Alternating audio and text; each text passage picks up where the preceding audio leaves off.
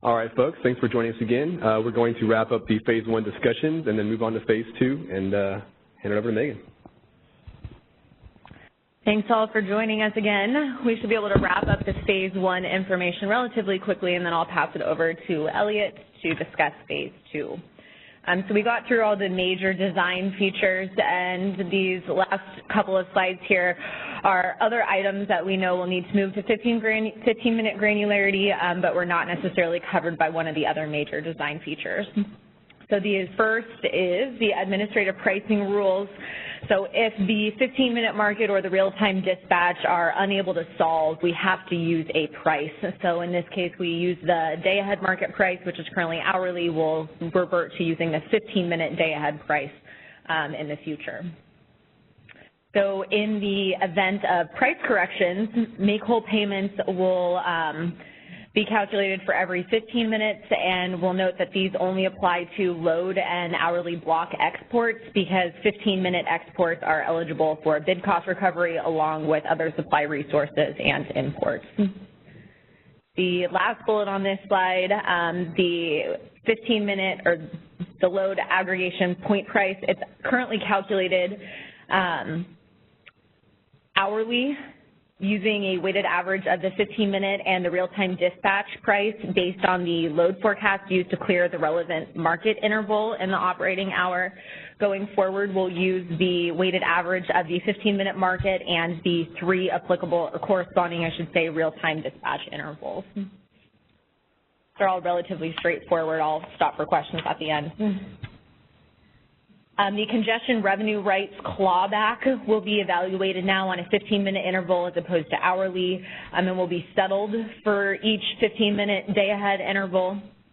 Cleared convergence bids are awarded by 15-minute interval and settled at the 15-minute LMP as opposed to hourly 15-minute or hourly intervals in the hourly LMP. And convergence bids are automatically reversed at the 15-minute price for the corresponding real-time 15-minute interval. The half reversal rule, which is used for implicit virtual bidding on the interties, will now be evaluated for each 15-minute interval as well. So if a 15-minute intertie resource does not tag, by the time the half runs, then the half clawback rule or the reversal rule will apply for that corresponding 15-minute interval. We actually did talk about market power mitigation already, so this is a duplicate. It'll be performed for each 15-minute interval of the day-ahead market. The resource adequacy real-time must-offer obligation currently has bid insertion. The bid insertion into the real-time market is hourly. We now will insert bids for each 15-minute interval of the operating hour. I will note the paper currently says that it will be a bid insertion for the entire hour. I think that is accidentally left over to when we were still talking about hourly bidding, so it will be 15-minute interval bids as opposed to a hourly bid, and that change will be reflected in the draft final proposal, and we have this slide here correct. The existing transmission contract calculator, the ETCC tool, is used by our operators to set transmission limits. It's currently used hourly, so the limits and intertie transaction constraints, ITCs, that are used for scheduling our interties are all set hourly. Moving forward, we propose to allow that to be 15-minute intervals, and the benefit of that is if we have a forced outage or an outage that runs a little bit late or ends a little bit early, we'll be able to up transmission limits to correspond to a 15-minute granular basis instead of needing it for the whole hour. And here's my general note. Oh, actually, I have one more note before the general note. So I forgot to add RAIN here. So RAIN today compares RA capacity obligations to the resource's 15-minute bids. That's what we'll be doing going forward.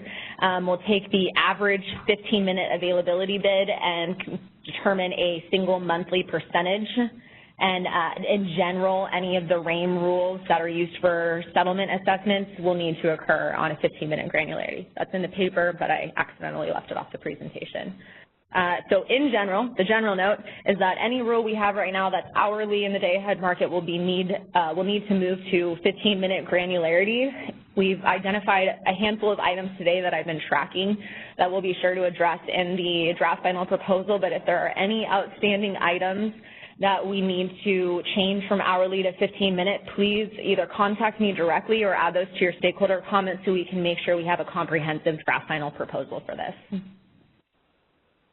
Are there any questions on the additional general rule changes? Anything in the audience? Operator, do we have any calls in the queue? There are no questions in queue at this time. Great, so we'll wrap up the EIM specific changes and then we're done with phase one. So first up is the resource efficiency evaluation. The resource sufficiency evaluation is the umbrella evaluation that consists of 4 tests: the feasibility test, the balancing test, the capacity test, and the flexible ramping test. Currently, all of those tests are performed hourly. Moving forward, in order to create alignment between the ISO's day-ahead schedules and the base schedules that are used into the EIM, we will need to allow base schedules to be, or require base schedules to be submitted with 15-minute granularity. By having 15-minute base schedules, we will be able to run the resource efficiency evaluation in 15-minute granularity as well. And in order to support that, we'll need the under-over scheduling penalties that are currently calculated in the balancing test to be evaluated for each 15-minute interval. We will also need to ensure that the histogram used to determine the under-over scheduling that occurs on the interties is used in the capacity test is also calculated on a 15-minute interval. I also wanted to note that we made some enhancements to the resource efficiency evaluation, specifically the capacity test and the flexible ramping test in the EIM enhancements project. Those changes are actually being implemented very soon. We had one change, I believe it already went in, and it was a 1% threshold for the balancing test. And then the 15-minute evaluation of the capacity and the flexible ramping test are going to be implemented on April 15th, so just here in a couple weeks. And the reason we were able to implement those earlier is because they did not require tariff changes. We were able to implement those with BPM changes and per stakeholder feedback. We wanted to get those implemented as early as possible. These other 2 changes at the top of the slide do require tariff changes, therefore require board approval, and that's why we're going through the stakeholder process for those items. Yeah. Hi, Lindsay Schleckaway from NV Energy. I have a question about the capacity test, the requirement that you have in the paper. It's not on the slide, but basically it's saying that the histogram of the intertype declines used for the capacity test will use 15-minute data. However, the requirement from this will be set for the entire operating hour. Is there a reason for this and why it doesn't change for each 15-minute interval? That actually is probably a typo. Now that the capacity test is going to 15-minute, we'll be able to do that on a 15-minute basis. Okay. So that, I probably just missed that when I updated the paper. So Thank you. I'll clarify that. Any questions on the phone? There are no questions in queue at this time. So also related to the EIM is the settlement of regulation energy as used in the energy imbalance market. SMUD actually brought this to our attention, and it's the way the ISO calculates imbalance energy as a result of a AGC dispatch. So right now, an EIM entity is required to use a manual dispatch after the fact to identify when energy is dispatched through the AGC process. The classification... They're not required, but they can. Okay, they can. And the manual dispatch is required if they want the energy to be settled as instructed imbalance energy as opposed to uninstructed imbalance energy. So if you have a generator and it's dispatched for AGC and you don't designate the manual dispatch to identify that it was moved for AGC, that would actually be settled as uninstructed imbalance energy. And we want to be able to differentiate between those two. And one of the reasons this is important is because the difference between uninstructed imbalance energy and instructed imbalance energy determines the amount of uplift costs that shift between balancing authority areas. This is kind of a tangential note, but the regulation up and down is specified in the resource, the hourly resource plan to identify regulation capacity. The ISO would like to be able to differentiate between ABC and regulation on the resource plan, but that is not going to be a part of the Phase 1 initiative. We plan on doing that at a later date. So the proposal is, right now, if an EIM entity fails to submit a manual dispatch, that energy is settled as uninstructed imbalance energy. In the future, the CAISO proposes to settle the uninstructed response to AGC as regulation energy, and regulation energy is instructed imbalance energy. So this is basically just eliminating the need to do a manual dispatch when your unit's responding to AGC. And this actually we're implementing separately.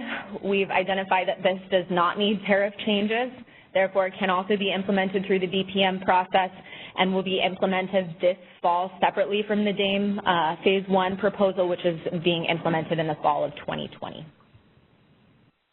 there any questions about the settlement of regulation energy in the EIM?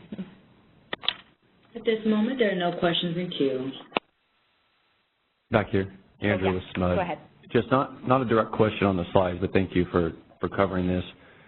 I know in the last stakeholder process on this issue, there was a question whether if you're procuring better in the day-ahead market, what happens in the real time, and if the need for energy imbalance in the real time goes down, and how that impacts the EIM. And I forget the ISO's response on that. Yeah, Don, actually, have you done the presentation yet, or is it coming? We'll be discussing that at the EIM governing body. What's the meeting date for those who want to follow? Like the 12th or something. Okay. And I think the key is, I think if you look at it, you'll see the quantity of settlement imbalance decline, but that's different than the value that the EIM provides for providing economic displacement.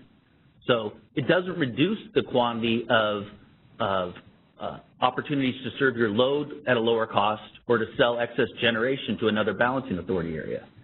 So that in essence, that total available market of benefits is the same whether you're at doing 15-minute granularity or hourly granularity from a base schedule standpoint.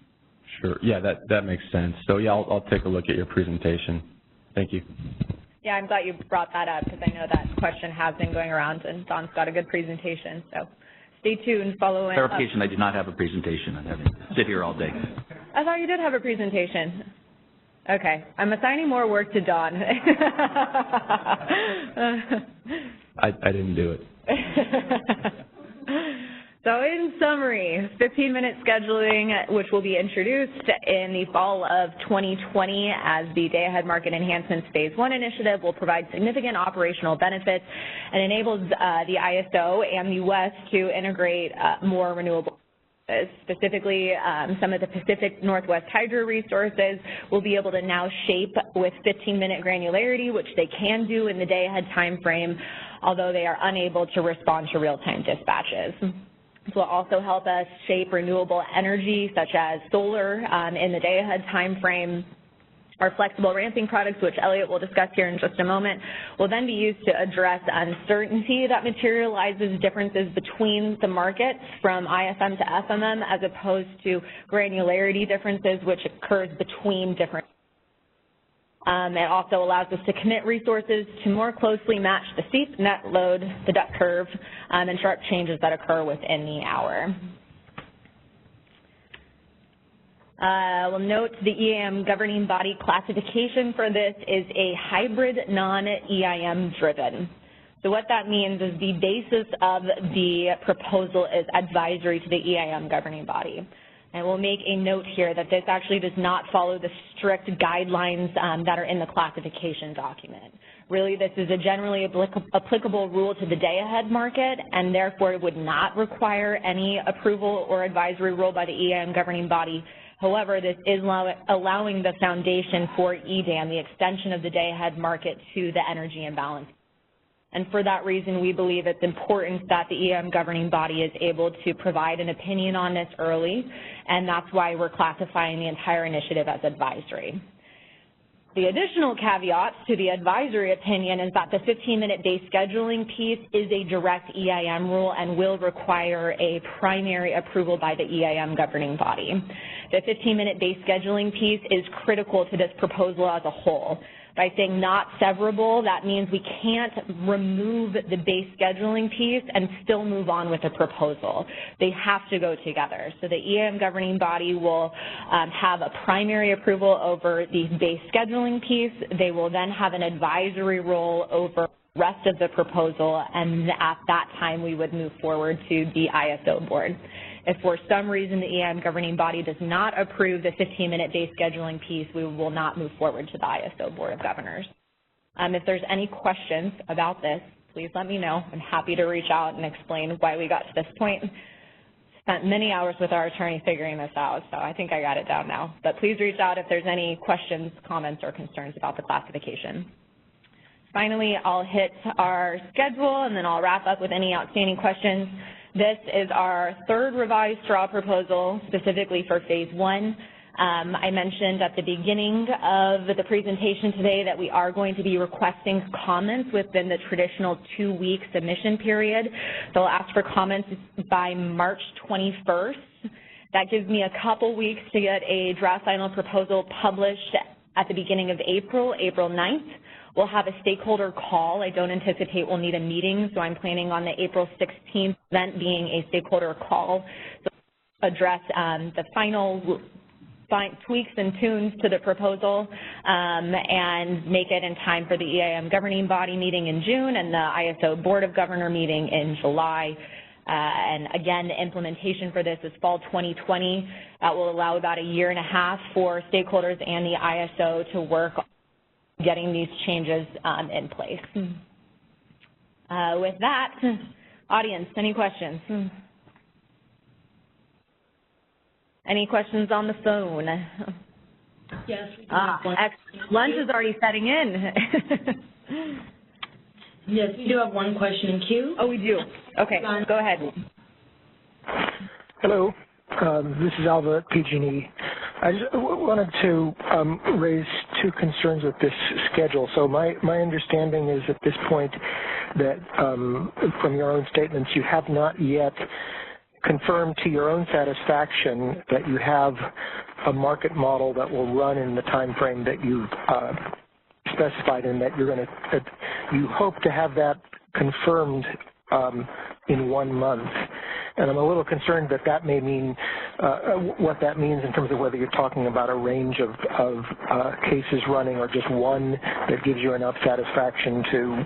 So certainly we'd like to know at that point how you make that determination. The other obvious, great, thanks. And then the other concern I think I have is just with the essentially 1 year kind of time frame for all the actual implementation work. I think we brought this up before, and there was some assurance we would have a clear implementation plan at the time of the Board of Governors meeting. But I just have to say it, you know, with the amount of market simulation that we would see being necessary to sort of confirm all of the different changes that you've described here, and I mean, it's great to have as much detail as you've given. By the way, I think it's much more fleshed out than it was the last time around. But there's a lot of testing that's required there, and in addition to that, we have the issue of getting our systems to be able to send bids to your new cyber system, and we have the issues of how we're going to make decisions based on the new market, and we have determinations about how we're going to deal with historical data versus new data. There's you know, it's difficult to see how we and you can get this done in a year, to tell you the truth. And it would be nice to have a clear plan and some statement from your project management team that shows that you've been talking to the people who are developing those systems for you, and that there's actually been there's concrete progress that will allow you to really make this happen in a way that isn't like really seat of the pants, and kind of, if we don't, you know, the sort of last minute stuff where if we don't agree that something's working well enough, we're going to have to put the thing off for half a year or whatever. I have difficulty with imagining that this is going to be done in a year. Anyway, that's just my concern. Thank you. Yeah, no, thanks for bringing those up. So to follow up on your first point, I completely agree, and we mentioned at the beginning of this call that we will have our technology team on the call for the draft final proposal, and we will have more concrete information to explain the market solve time, that we can commit to a 4-hour solve window, and justification for the hourly commitment. So that all is coming. I will not publish a draft final proposal until we have that information. So this April date is contingent on having that information from our technology team. Our technology team is aware of that. We're working closely with them. And I absolutely appreciate your second concern about the implementation as well. If you can add that to your comments just as a note for us, that would be great. But we will take that note. Our project management team also resides in our technology group, so we will work with them to try to figure out a more concrete implementation plan to ensure that this fall 2020 date is feasible. We know this is a big uplift both internally and externally, so if other entities have concerns about the implementation date, please include that. That's very helpful. The other side of that is that we did receive some comments asking why are we waiting until fall of 2020 if this is going to be and why don't we do it sooner? So I think there's two sides of the coin, and all comments on that are appreciated and do influence the implementation date for this. Thank you. Hi, this is Steve Keen. I have a question that occurred to me about the solving in the 4 hours. If you look at solving the first two options that you looked at, I assume that they can be solved. It's just it takes a lot longer than the 4-hour window you have. Have you done, or, as part of your feasibility study, are you looking at what the results are if you let it go, however long it takes to actually solve one of those versus this, the hourly commitment process? So what is important in the proof of concept that we're working on is not only how long it takes, but also what kind of robustness we have. Because we had situations where, yes, we can solve, and it takes longer than we can stomach, but there are also situations that you get to a solution that cannot be improved, and it's not acceptable from an accuracy point, so essentially you don't solve the problem.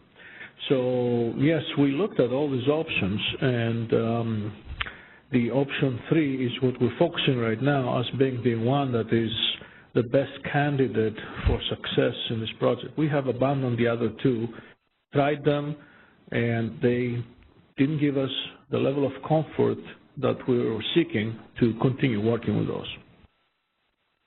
Was that because of the timing issue, or? Both timing and robustness. Okay. Yeah, George, correct me if I'm wrong, but it sounded like we weren't even able to solve with the 15-minute unit commitment, and then option 2, which was 15-minute unit commitment for MSG transition, or 15-minute unit commitment for fast start resources and MSG transitions, wasn't getting us a fast enough solve time and wasn't doing it consistently. Is that correct? Yes, I think for all this report, give us time until the next meeting on the final draft proposal deliberation to give you an overall answer when we'll have everything lined up. All right, thank you all. So let's shift gears, and I will pass the mic over to my peer, Elliot Nethercutt, and he will be going over the phase 2 of the day-ahead market enhancements. We'll also have George Steppett here to go over the day-ahead market formulation. Please ask questions as we go. Thanks, Elliot. So actually, before Elliot starts, I do want to highlight that, we split this thing into phases. The second phase is definitely not anywhere nearly as fleshed out as the first phase, and so we are planning to have, discussions all the way through the end of this year. I think what's important that we want to get out of this is that we've been going through different market structures of the day-ahead time frame over the past year, and we want to sort of lock that down, because once you lock that down, then a lot of the other design elements sort of flow from that. And so we've included the other design elements in there. Those are all subject to to change based upon what you agree is the actual day-ahead market structure.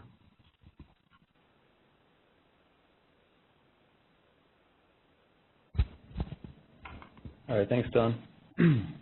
So the game plan for today, I'm going to start off by talking about the proposed market structure.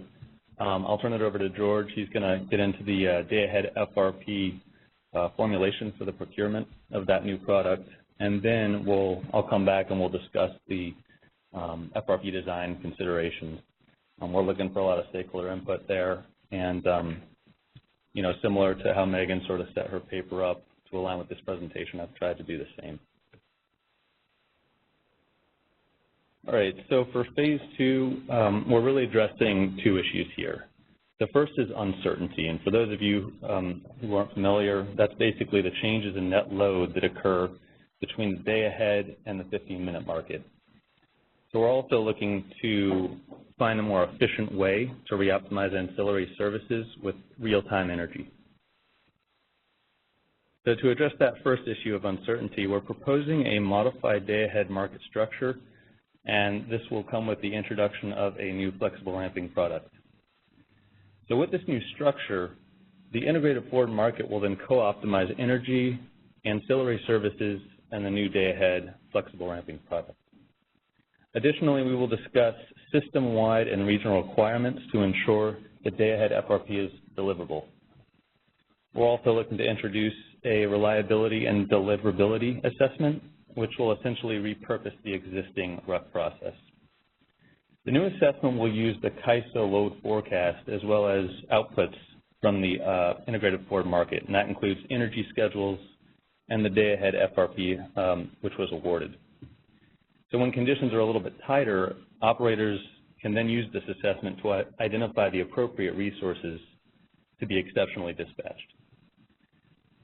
And finally, similar to RUC today, the new assessment, or RDA, can still be leveraged for system studies in the future. So when considering the day-ahead FRP, we wanted to first sort of take a look at how much uncertainty we're really dealing with here. So we examined 1 year of hourly data, and we're proposing basing the FRP needs around the market forecast there. So the day-ahead FRP will be a biddable product, and therefore the market net load error will capture all that uncertainty and help ensure adequate procurement in both the upward and the downward directions. So this will allow the new product to cover deviations between the integrated forward market and that 15-minute market. So this is basically what I was discussing here, the data that we looked at. It was hourly, showing that range of uncertainty between the day ahead and real time. So on the left, we have the CAISO, which is generally over forecasting. And this is partially to ensure sort of what Megan was talking about, that resources are committed in RUC to address those steep ramps in real time. Then on the right side, we have the markets, which are generally under forecasting in the mornings and evenings, but are really more accurate during the daytime. Ultimately, the uncertainty we see in both figures are not really materially different. So I'll go ahead and pause there. Do you have comments? Yes, go ahead, Paul. Paul Gribick, PG&E. Just looking at those charts, I'm not sure how you can make the conclusion that the range is the same. If I look at them, the distributions are clearly different. Their means are different. A lot of that is different.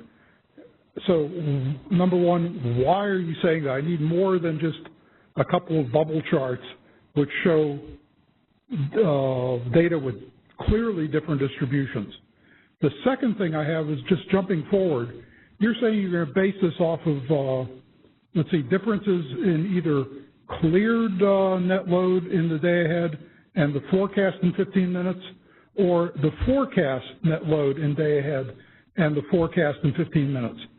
Whenever you go to your Appendix C, you say something different. You say it's going to be based on the difference between cleared supply and forecast in FMM. That is very different because now there the virtuals are in. So my question is, what are you proposing to do here? So we pulled the Appendix C out because that was old stuff with regards to when we were talking about this earlier last year. So what we're looking at is, if we, one of the issues we had with the previous formulations was putting the ISO's view of the world into the day-ahead financial market. And we saw that there were, and that occurred whether we did integrated IFM and RUC, whether we did RUC first and then followed by IFM. And so what we said was, if we could look and see what error, in essence, who does a better job calling what the real-time market's going to be? And if we could actually say that what the market actually does is not significantly different than what the CAISO does, then let's base the requirement off of the forecast error that the market clears compared to what is then needed in the FMM. And if you do that, then we've ensured that we've got sufficient resources relative to what cleared the IFM to meet any uncertainty that materializes relative to that IFM schedule when we move into FMM. Okay, I think I still have a problem with that. First of all, in your issue paper, at the start of it, you also mentioned basing it on the cleared supply. So clearly the issue paper has to be corrected if you don't want to do. No, the issue paper said that you were going to look at the difference between cleared supply and the 15-minute forecast. That's different than the cleared net load. That's very different. The cleared supply may have a lot of virtuals in there, and whenever those virtuals are pulled out, I have to replace them. So I'm not sure you're getting enough ramp to replace the virtuals. That's one.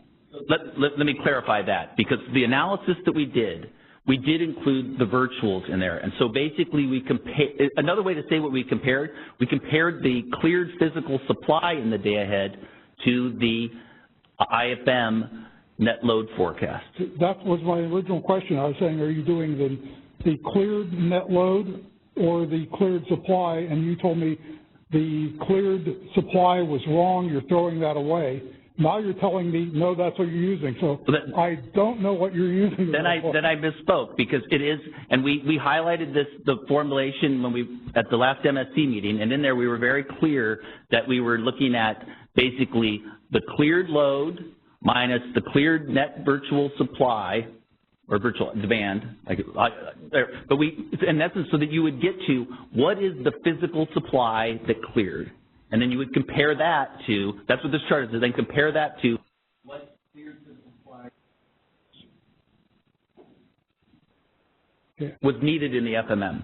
I think we can address some of this in our comments, because I, again, have a problem with that. Because, again, whenever I look at this, what I can do to figure out how much capacity, how much rampable capacity I need to handle uncertainty is, if I'm looking at my cleared net load, basically what's bid in minus the VERS. In essence, that's a random variable which is pretty much exogenous to this optimization. Because if I have a load that I'm bidding in, it's pretty much going to clear, almost always. If I have a VER, it's pretty much going to clear. So it's pretty much an exogenous random variable. The virtual supply, however, is a result of your optimization. It's endogenous. And if I'm going to sit down and look at historical virtual supply, I have no clue whether that's a good thing to use on the coming day, because that can be moving all over the place. And sometimes you may be over-purchasing rampable capability because guess what? You didn't have much virtual supply clearing that day. Or I may be under because I had a lot clearing that day. So I'm afraid that using an endogenous variable that's a result of your optimization to say, I'll look at historical stuff and say this is what I need to replace a result of the optimization. In the optimization, I think you basically started this thing running around in a circle. So just my comment, we can give you more on that. I just wanted to give you a heads up on what we're doing. So the issue is, what is the uncertainty, what we call uncertainty, all right? So at least in the technical appendix, the view that I had of what the uncertainty is and what we need to procure to cover that uncertainty in the day-ahead market through the flexible ramping product, the answer that comes to me is we go into the FMM, and what we have physical supply, and we want to meet the demand forecast in FMM. So if the physical supply is scheduled in the day-ahead market so that I can meet the demand forecast in the FMM, uncertainty did not materialize. If there's a difference, then I have some uncertainty, and I'm going to use the flexible ramp product that was procured in the day ahead to meet that uncertainty in the FMM solution. That is my view of uncertainty that we're trying to solve in the day ahead market. My view, though, you're looking at uncertainty. You're saying, what is the result of my day ahead optimization? And you're now saying, oh, by the way, I'm going to buy enough rampable product to cover a range of optimization results.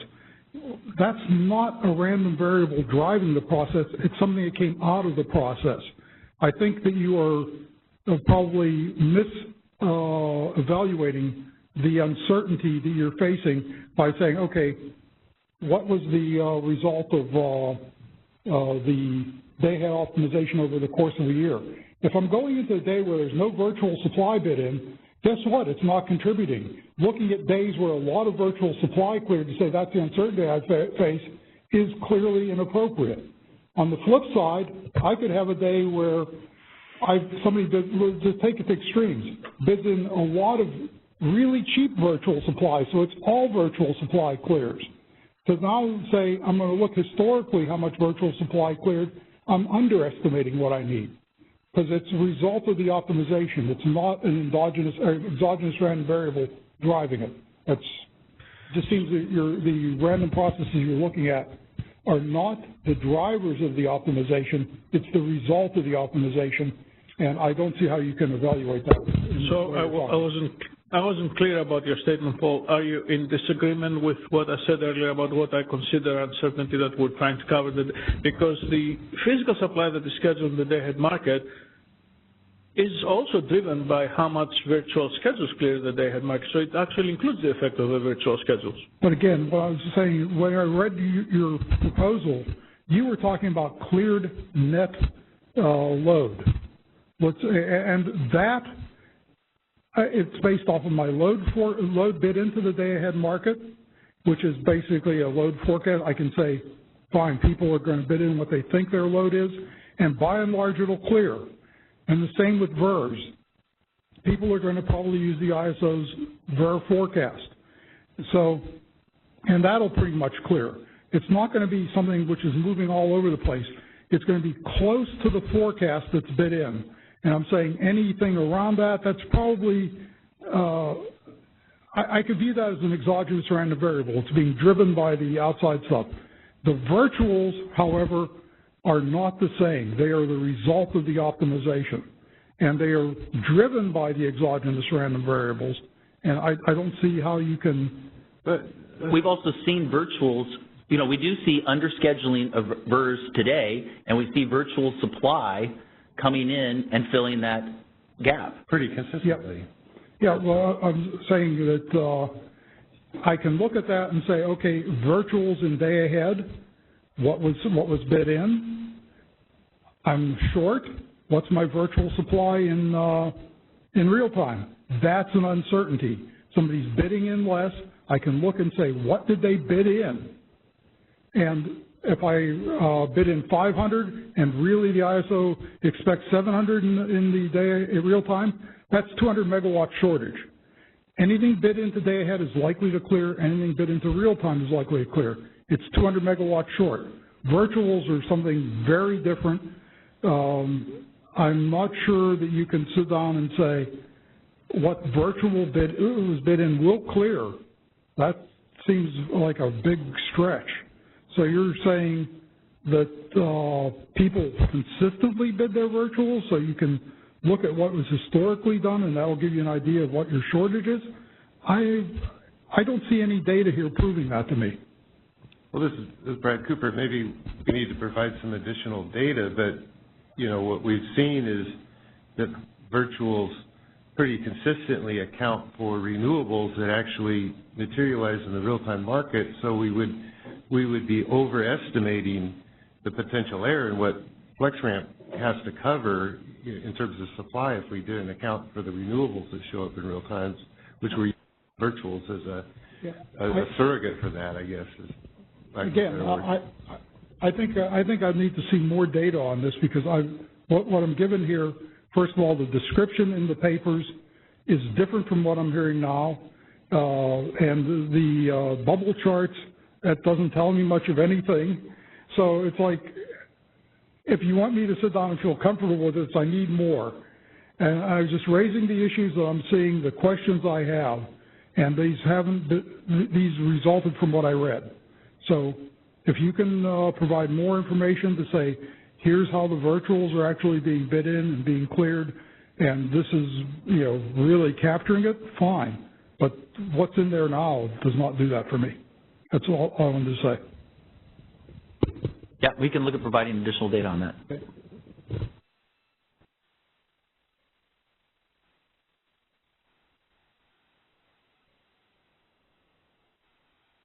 Oh, sorry. Hi, Lindsay Schlickley, NV Energy. My question, I know you probably will get to this a little bit later, but on your bubble chart here, are you basically saying that your requirement for this will be 95% of the maxes on this graph? Oh, so yeah, we would look to do similar to what we do in real time, where we basically cover the 2.5 to 97.5 percentile. Okay. Thank you.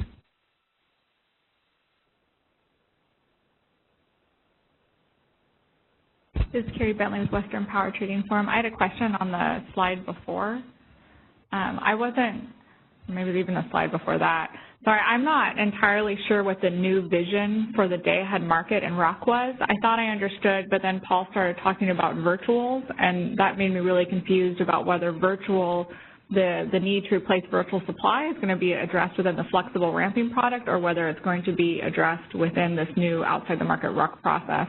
I was wondering if you could just walk through that in a little more detail. So what we're saying is that we have historically seen the virtuals fill in the gaps between the underscheduled VERS and the day-ahead time frame. And so from a physical supply standpoint, we are getting a pretty accurate solution from the market results. And so what we would do in this new... Wait, sorry, pause right there. So historically, right, you have virtual supply and physical supply, and both of those go in, but then RUC removes the virtual and fills it in. Right. So when we do this new reliability and deliverability assessment, you would take your physical supply, you would take your FRP awards, which is to physical supply, imports, and exports. And wait, so, and then... you have your physical supply, and that's going to then to the RDA, and this is where I get confused. Your flexible ramping product awards, that's from the accounting for the need to replace the virtuals, or is not replacing. Well, again, when we did what we did for the analysis is we said, or we calculated, including taking into account the virtuals that cleared the day-ahead market, what that day-ahead market solution was relative to what was needed for the FMM from a physical supply standpoint. So when you move to the reliability... Because it's after lunch or not, but I just need like a yes or no. You're filling in the virtuals and the FRP, or you're not. Your flexible ramping product is making up for virtual supply. It would be making up for when the virtual is wrong. Yeah, so that's what I... Historically wrong. Historically wrong. All right, so... But we're not replacing it for when they're historically right. And it's a historical look, not a look of that individual day. So your flexible ramping product isn't saying my virtual supply in this day is a certain amount and I expect my forecast to be a certain amount. It's saying historically virtuals have been wrong by this amount and I'm going to buy flexible ramping product to make up for that amount. Okay. All right, so now roll into the RD.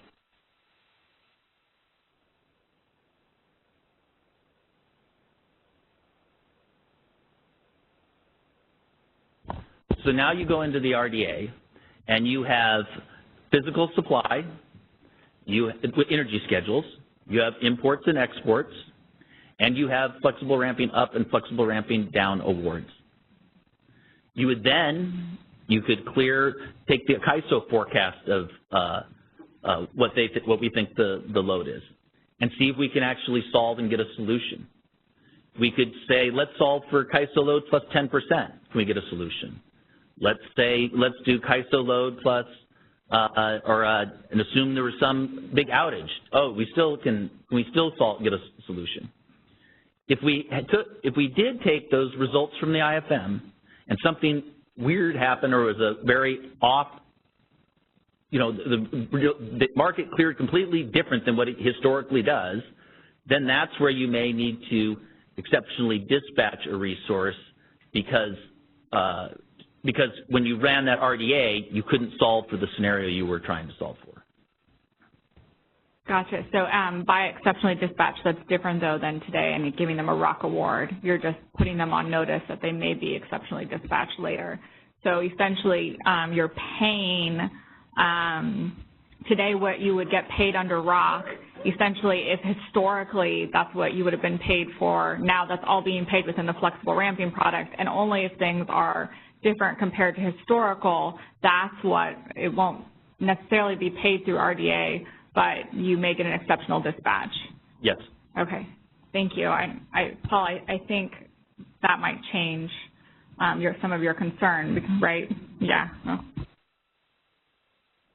think what I just heard you say is that you're assuming that the virtuals, by and large, will be replaced by VERS in the 15-minute market, and therefore you will pretty much assume that they're covered, that you don't have to buy flexible ramp for them because an outside process will replace them. Is that what you're saying? What I'm saying is that the virtuals are there to address when load either bids such that they under or over cleared the day-ahead market, and the virtuals also bid to the extent that VERS either under or over cleared the day-ahead market. Okay, so you're assuming that physical changes will be made outside the market process, or that people will bid it in and they will be cleared to replace the virtuals without your needing to procure flexible ramp to do that. That's what I think I hear you saying. If that's what you're saying, I'd like it to be clearly stated.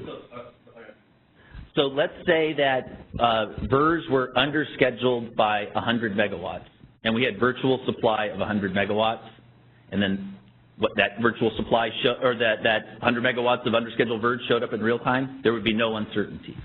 So you're pretty much assuming that kind of a process will occur for your virtuals. Correct. Okay. That was not clearly outlined in this proposal, and I would like it to be clearly outlined so that we can evaluate it. As it was, it became very confusing. Okay. I think we had a couple questions on the phone, or one more in the room. Sherry Bentley with the Western Power Trading Firm. I just feel bad I didn't add that. Super cool, guys. Like, that's a really smart solution. Now that I understand it, very cool. I'm very impressed. Thanks. We'll be sure to clear it up in the next draft.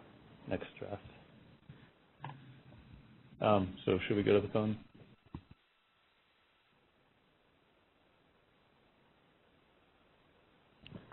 Operator, please open the lines. Do have one question in queue. Caller, your line is now open. Hi, good afternoon. It's the Tip from SE. Thank you actually for this earlier discourse. It helped me understanding. But so just to clarify again, the way FRP will be procured, I'm just asking a needs-based question, like how you'll determine the needs. You will look historically, based on some historical sample of days, say for a 15-minute interval. You will look at what the 15-minute market forecast of net load was versus the physical supply that cleared the IFM. Is that correct?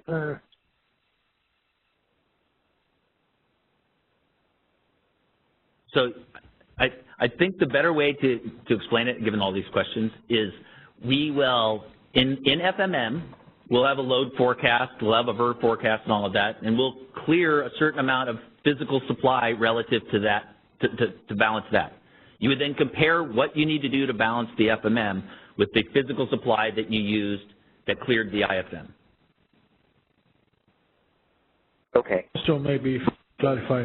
Physical supply that clears the day-ahead market except for variable energy resources versus the net demand forecast in FMM.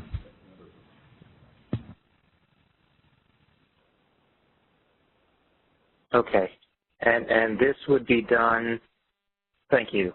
This would be done for, say we're doing it for a 15-minute interval. I'm just trying to simplify it for myself. That's correct?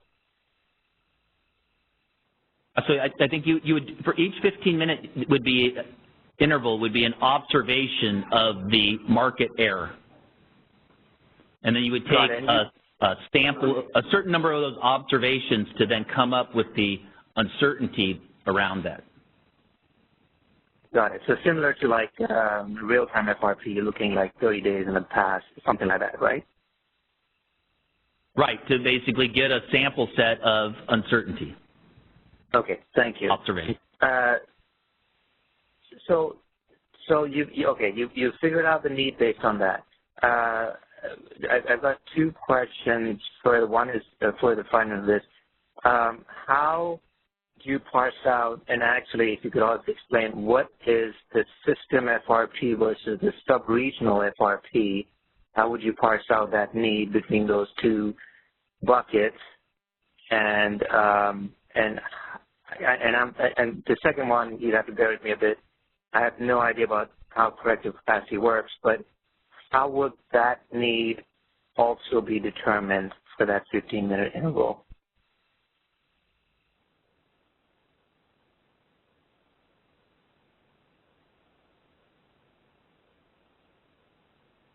One's working right now. So we need stronger batteries for this. Okay. So your first question, let's postpone that until I get to that point of that presentation, and then we'll cover it. On the second question on how we calculate corrective capacity, I don't know if you recall, this was the Contingency Modeling Enhancements Initiative, where we calculate the required corrective capacity locationally at its location on the grid for each specific preventive corrective contingency that we model. So that is a different way of procurement capacity than what we do for ancillary services. It's a very specific process that looks at its contingency that we want to solve and have corrective action, and the corrective action materializes as locational capacity awards. Did that satisfy your question? Thank you, but maybe I'm missing, the whole point, and I apologize. I wasn't involved in the contingency modeling enhancements process, but I'm guessing, okay, you have these contingency awards, but within a 15-minute interval, you may have some of this corrective capacity need, right? Right. So they're all co-optimized. I think you were asking how these are co-optimized. So they're co-optimized in the sense that a given resource. Yeah. Okay. Sorry, I wasn't that far. I'm much further behind. I'm just trying to figure out. So you determine a need every 15 minutes. You independently determine a need, and you separately procure the corrective capacity independent of FRP, right? I mean, it's a dumb question, but I'm guessing that's how you do it. No, that's fine. So for every 15-minute interval, we do procure all these commodities: energy, capacity ancillary services, flexible ramping product, and corrective capacity. So they're all having a 15-minute granularity. Okay. All right. Thank you. I'll wait until later because I also have as you actually alluded to that, how these are procured together and interplay between them. I'll ask that later. Thank you.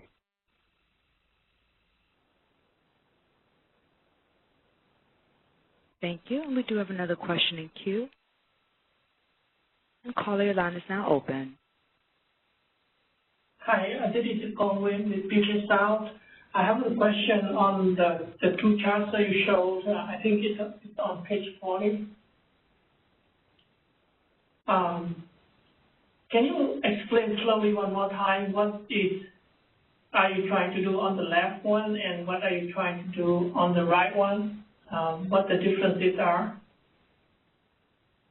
The left one is what the CAISO would do in its RUC process. So it looks at the CAISO's the amount of physical supply that the CAISO wants to clear relative to what the FMM need was. The chart on the right shows what the IFM results were relative to the same FMM requirement, FMM need. Okay. Now, when I look into this, for example, when I look into the first hour of the day, and I take a look at the 95 percentile requirement, for instance, 95 percentile uncertainty. On the left chart, I'm seeing it's around 2,000 megawatts, and on the right chart, I'm expecting it to be 3,000 or 4,000 megawatts. So I don't know why. So they're clearly very different. So what it's saying in the paper is that whether you go with the left or the right, the requirement seems to be the same. So I don't see that in here. I agree that the requirements would be different between the two approaches, but the point was, you know, if you think about what we were talking about last year, we were inserting the ISO into the IFM market, and by saying we need to make sure we clear exactly what the ISO thinks we need to cover the uncertainty, and then that caused a bunch of pricing formation issues and other issues. And so then when we looked at it, we said, well, let's just assume that the ISO doesn't participate at all in the IFM market, and we see, well, how much of the FRP would we need to buy to cover what the market did? And so that's what it shows on the right. And so we basically concluded that, hey, there's some instances where it's higher, some instances where it may be lower, but the market's doing a pretty darn good job of actually predicting what the needs are in the FMM. And if that's the case, then we don't really need to insert the ISO into this process by introducing FRP. We just need to make sure that the flexible ramping product covers what the market does when it's wrong between what it clears in the IFM and what the needs are in FMM. So you are actually recommending the left one to go forward. Is that what you're saying? No, I'm recommending the right one to go forward with what we're saying, because now if we buy enough, if there's enough FRP procured in the IFM based upon what the bid in demand is, the virtuals, the VERS, the conventional resources that bid in, if we get that much FRP, the CAISO should be more than happy and more than confident that it has the ability to meet any uncertainty that materializes in FMM relative to those IFM schedules. All right, thank you. Now, and if that's the case, and since that's the case, we don't need to go look to commit additional resources unless the reliability and deliverability assessment sees that the market was way off in terms of their error than what they usually are. I'm going to add a note, too, just on conceptually looking at this data. I'm not sure, Elliot, I apologize if you mentioned this already, but the bands are the 25th percentile. So you've got the average line in the middle, and then those boxes that's plus 25%, minus 25%, and those blue dots are each an individual data point. This is 365 days. So the outliers at the very edges of the band, that's one day in an entire year. So yes, if you're looking at the outliers, of course you're going to have differences between the market uncertainty and the ISO's load forecast uncertainty.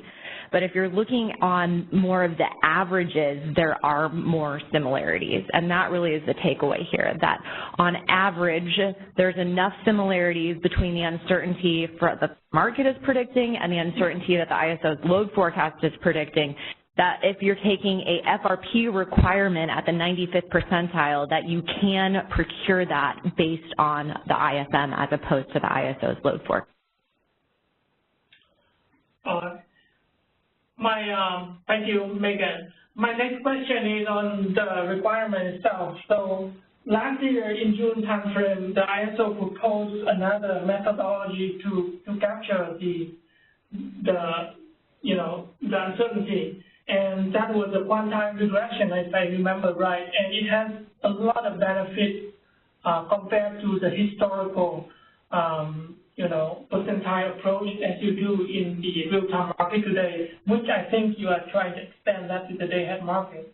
So my question is, are you still considering using that, enhanced approach for calculating the requirement, or you're actually doing here, you're showing it using the same approach as you do in real time today, which I think has its own problem. All right, so we need to have, what we're looking to do is you have 15-minute observations of uncertainty that materialized. So you would historically go look at that. You could, and then what we had proposed previously and are still considering doing is, you do want to have the ability to scale that requirement based upon the amount of load, wind, and solar that you think is actually going to be on the system. Because if you had no solar in the middle of the night, you wouldn't want to assume that there's some uncertainty being driven from solar there. Or if the wind's not going to blow then for a given day, then you don't want to necessarily cover the uncertainty associated with that. So you would, what we would do is get historical observations of uncertainty that materialized, and then you seek to correlate that to levels of wind, solar, and load to have a more dynamic requirement that does move based upon if when those variables change. Yeah, that's great summary of the benefit of that approach. But I don't see here in this approach that you're having on the right, you're lumping the load and the work together into a net, and then you account, you look at the changes between there and real time.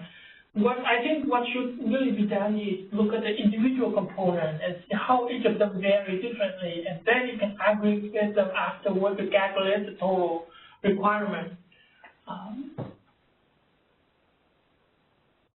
That's another approach. Again, what these examples show here are actual observations. It's not necessarily setting how you would come up with the requirement for the given day that uncertainty materialized. All right, thanks, Don.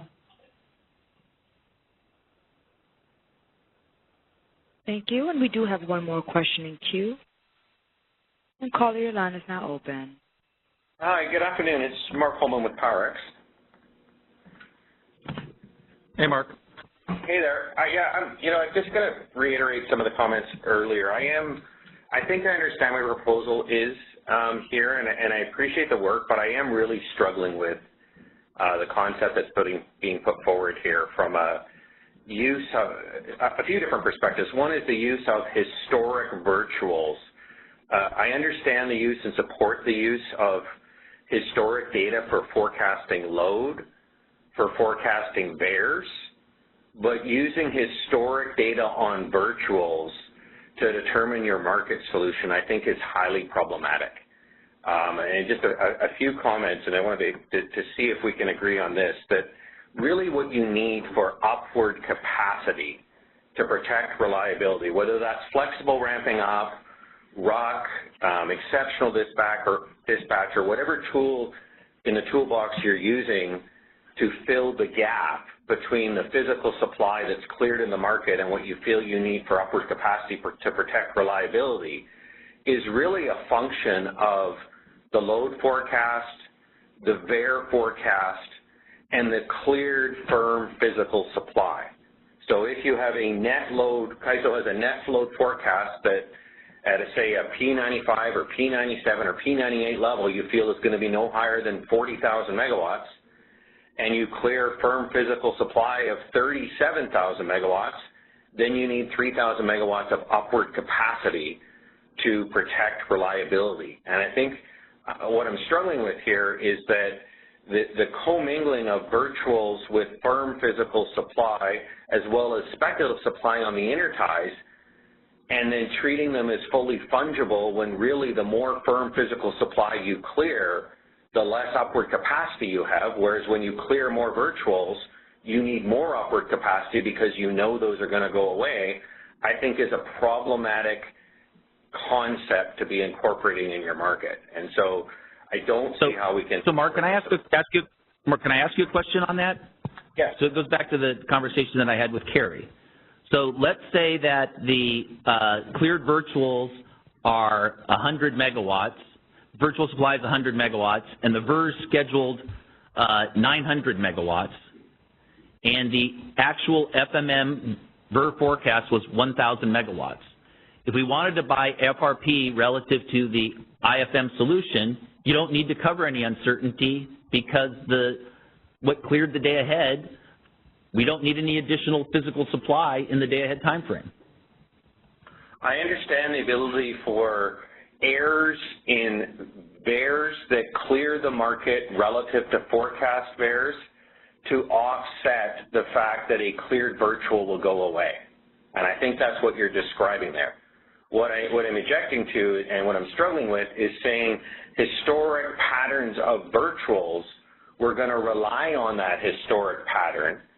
We're going to buy FRP assuming that historic pattern holds, and then when it deviates, we're going to go out of market and use some other mechanism to deal with the shortfall if we think there's a reliability risk.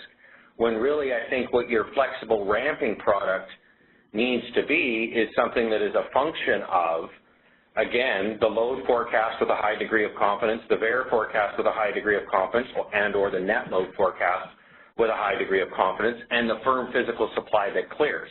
I think looking at that historic relationship and assuming it holds and treating virtual supply as fully fungible with firm physical supply when the two create different needs for flexible capacity is problematic. And it's problematic from a dispatch, from a pricing, and a settlement perspective.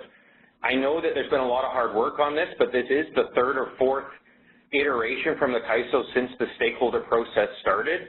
I'd really encourage you to go to stakeholders and see what stakeholders' thoughts are through written comments on how to address this challenge. Again, this is another solution that we don't support because we don't think it is going to lead to an efficient dispatch and pricing and settlement and the right price signals. If you get a lot of virtual supply one day, more than you expect, we don't see how this isn't going to lead to you going out of market to backfill that gap.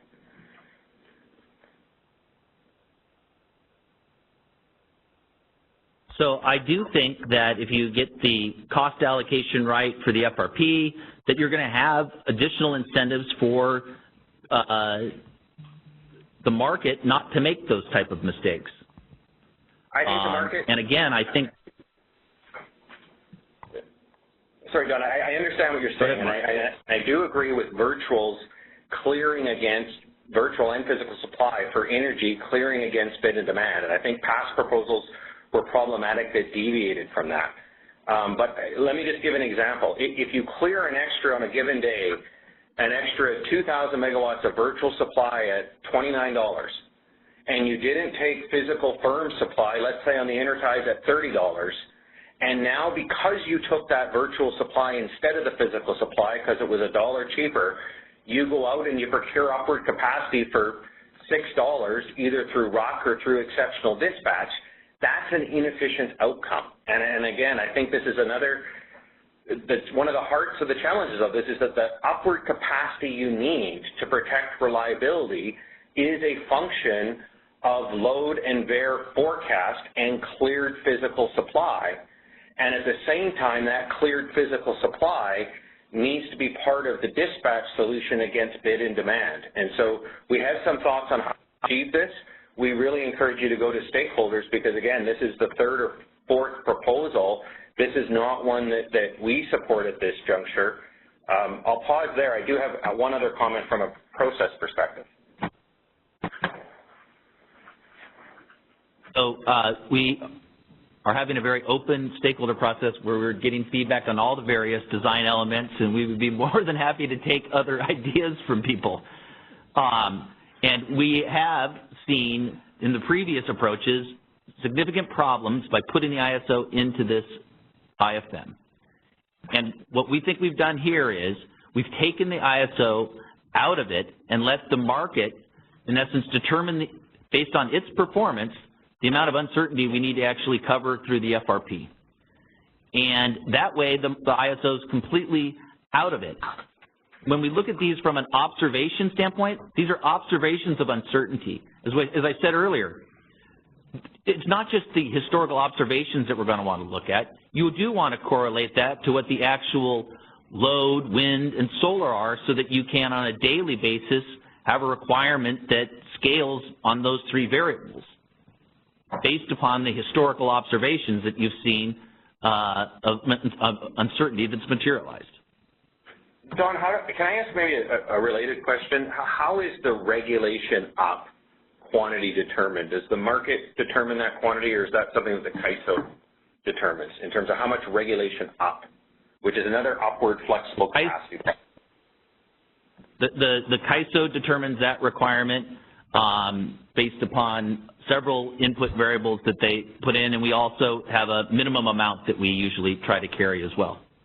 And I guess our perspective is that the amount of flexible capacity up that you require is a function, it's really to protect reliability, which is different than energy.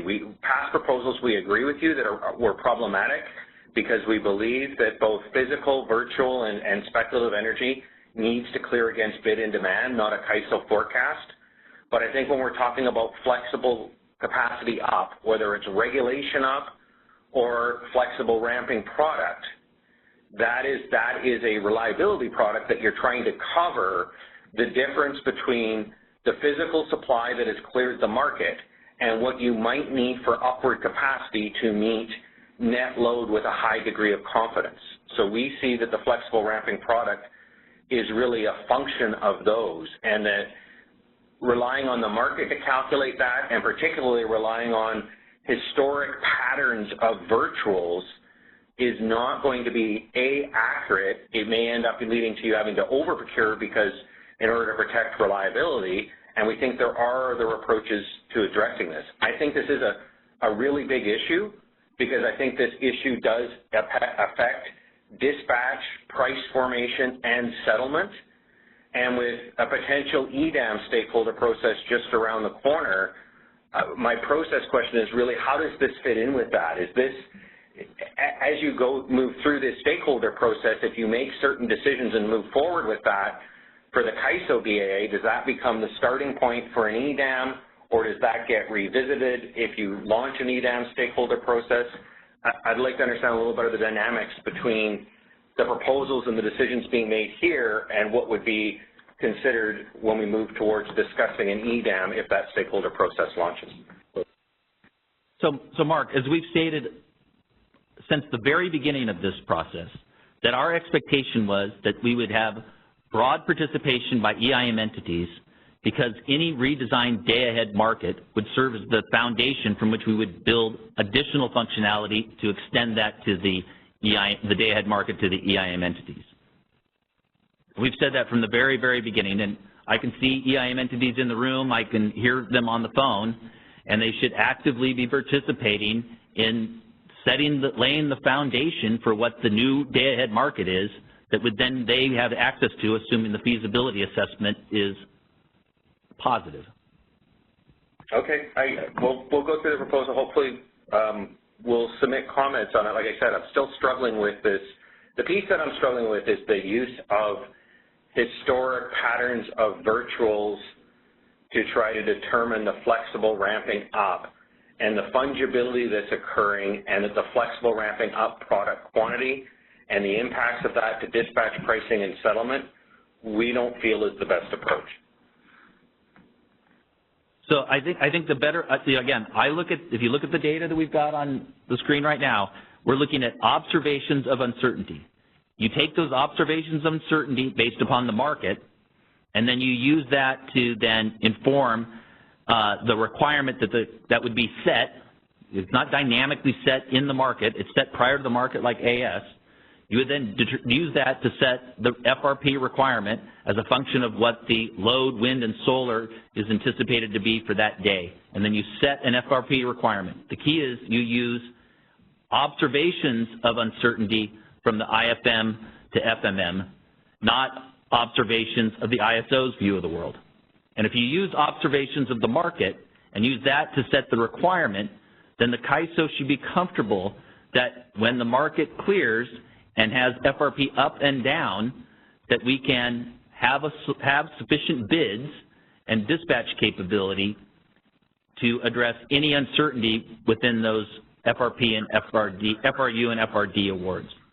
So I understand that, Don, but I'm not understanding the virtual piece. Let's say we have 2 identical days, 2 identical hours, and both have let's say a net load forecast of 40,000 megawatts.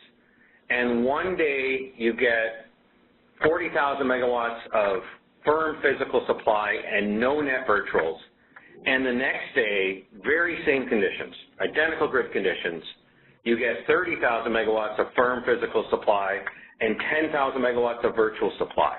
How do you fill that 10,000 megawatt gap if you're relying on historic virtuals under the same conditions to be identical? Maybe I'm missing something here, but it seems like you're going to have to go to some out-of-market mechanism on day 2 to fill that gap because you've used historic virtuals or historic virtual patterns relative to renewables and relied upon that, and then when you get it wrong, you have to do this second assessment and go out of market because you've accepted virtual supply instead of physical supply, and that acceptance of virtual supply has driven your need for additional flexible ramping product or additional ROC or exceptional dispatch. So in the scenario you gave where there's 10,000 megawatts of virtual supply, and we only bought, let's say, plus or minus 3,000 megawatts of FRP, then the reliability and deliverability assessment would commit additional physical supply. And since that additional physical supply obviously had to be bid in at a higher cost than the virtual supply, the virtual supplies are going to have a real bad day come FMM when they're having to buy back at a higher price. And that additional so that's the incentive that keeps them from doing that. That additional supply that you bought, is that out of market, or does that go into the co-optimized clearing price and the dispatch solution of what physical versus virtuals you accept in the first place? No, because that's what introduced the problems we had with the prior approaches, because now you're putting the CAISO in that IFM, and then we had very anomalous price formation issues. Yeah, Mark, this is Brad. If I just reiterate, what Don's saying is that there's going to be market discipline, that scenario that you're coming up with would be really rare, so these exceptional dispatches wouldn't be big, out of the market, admittedly, but that wouldn't be big quantities, because if virtuals were bidding to that extent, they would be losing money, so we don't think that that's going to occur often. And I understand that in concept from a correcting the virtual behavior. I think the part I'm struggling with is using outside of the co-optimized dispatch, out of what I will call out-of-market capacity, to backstop the fact that you accepted virtual or speculative supply at the interties instead of firm physical supply. And I think we can show with some examples in our written comments that leads to an inefficient dispatch, whereas if you were able to incorporate that taking virtual supply over physical supply directly drives your need for upward capacity, you would still have virtual settle against bid and demand, but you'd have a more efficient and accurate dispatch and pricing solution. And it's not what was proposed last summer by the CAISO or in past months. I think there's other approaches that are worth considering here, because anything that perpetuates out-of-market procurement we see as problematic.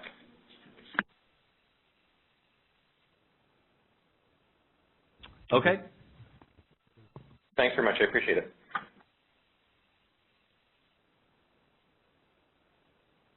Thanks, operator. I don't believe we have any more in the queue. Is that correct? Yes, there are no further calls in queue. All right, then we will continue. So we've talked about generally what we need in terms of FRP and what we're basing that on, but now we want to establish some parameters to ensure the FRP is deliverable.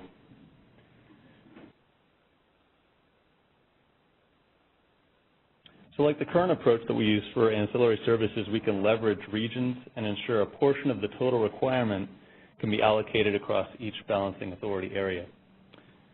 This approach essentially assures that FRP will be available for dispatch in the subsequent intervals.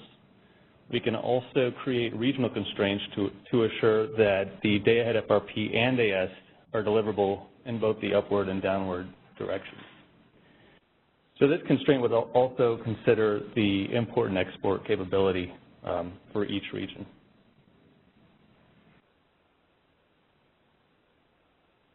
Ask one question on that. Please. Paul Gribek, PG&E. When you're setting the regional requirements, I can understand you're saying, okay, you're going to look at whatever data you have and pick the 95% confidence interval for the whole system. It seems to read that you're saying you're going to do the same thing using the same data for the regions. I'm not sure that would not, if I sum up the regional requirements, they may not be vastly larger than the system requirements, because high requirements in one region may be matched with low requirements in another, and whenever I sum it over the whole area, the total deviation I need would be lesser than if I say, oh, the 95% in region A and the 95% in region B. So I'm just wondering, have you done any analysis of that? No, Paul, we haven't done the analysis of, this is an historical analysis at the sub-regional level. And as you already know from the discussion that's going on, there's still some non-unique understanding of what we mean with uncertainty and how we're going to calculate it. So I think the first step is to all come to an agreement on what we mean uncertainty and how we're going to calculate it. Then we will be in a position to actually look how the historical data look at the regional level. No, that's fine. I just wanted to put it on the plate to say that's one thing I'd like to see to make sure that we're not over-specifying when we do sub-regional. And we see that today with the EIM. There's a 40% diversity benefit between the balancing authority areas with regards to the real-time FRP requirement.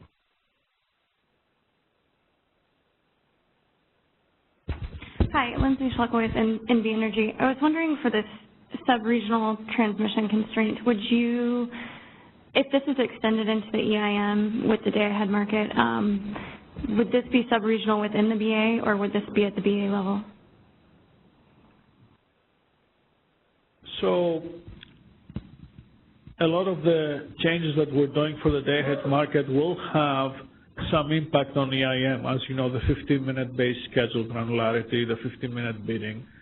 A lot of the calculations that today have an assumption of an hourly base schedule will have to change to support the 15-minute base schedule. But we don't plan to do extensive changes to the real-time market, to the energy balance market, beyond what is necessitated to support 15-minute base schedule granularity. Oh, sorry. I think I misstated it. Then I'm talking about if this is extended into the day-ahead market, so the EDAM. So let's look at NVE. So does NVE, when they're buying like spin and non-spin, do you buy some in the north and some in the south because you've got that one transmission line? So you've got two subregions there. You would most likely want to put your FRP in those subregions as well within your BAA to ensure the deliverability of the FRP and where you buy it. Okay, I'll take that back. Thank you.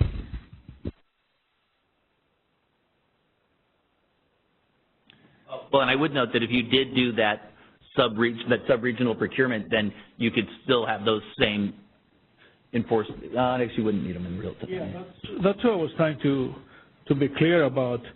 When we extend this day-ahead market design to EDAM, of course, we will have all these features available for any EIM entity that wishes to join the EDAM.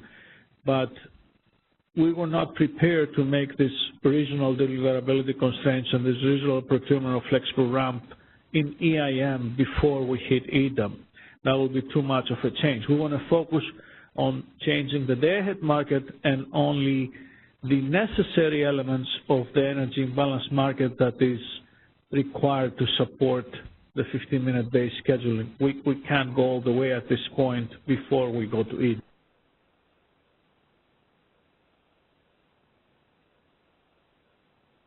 Carrie Bentley with the Western Power Trading Forum.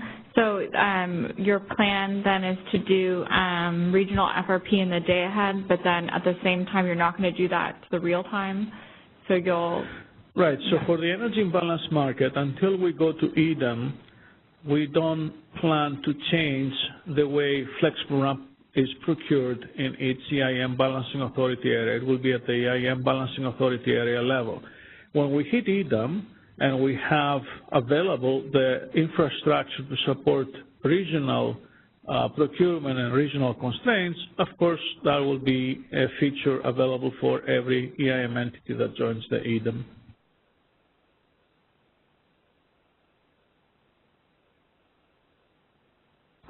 All right.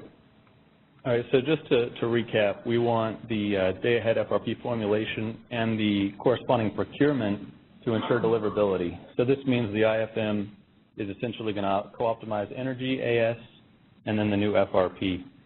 So we need to model constraints to ensure deliverability. And finally, we want to minimize the costs associated with this new product. So with that, I'm going to turn it to George. He's going to talk about some of the market formulation, and then I'll come back up and we'll go through the market design considerations.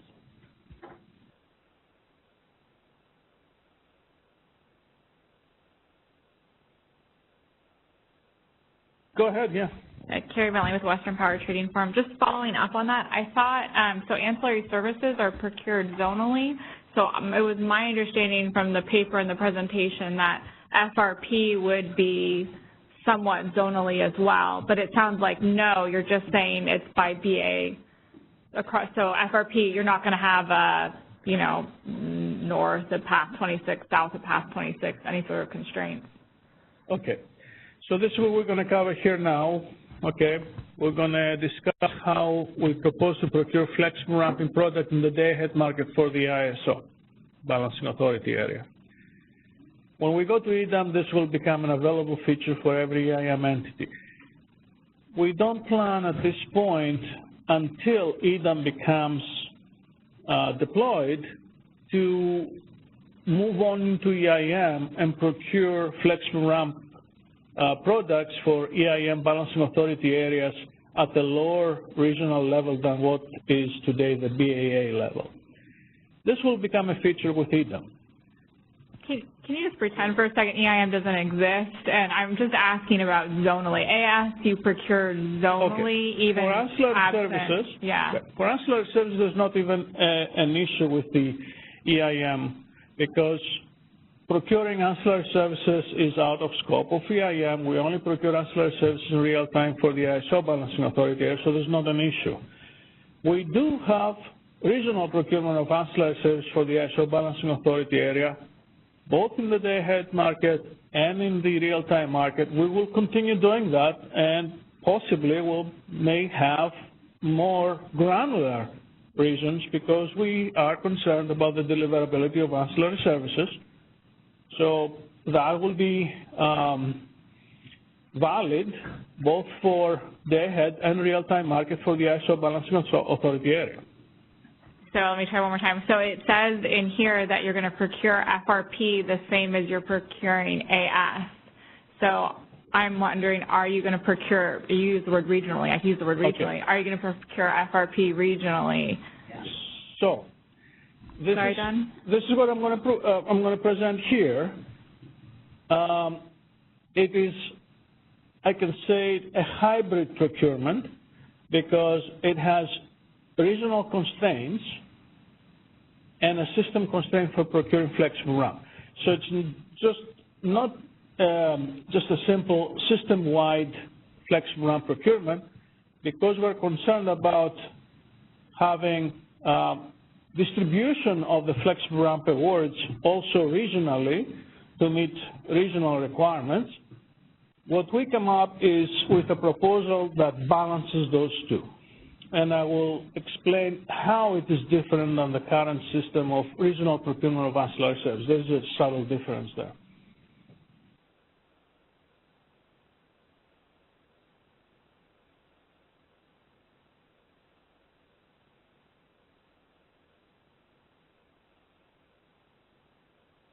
So For ancillary services, our regional procurement for ancillary services has a minimum ancillary service requirement in each region, which means we have to meet at least that level of ancillary service requirements from within the region, all right?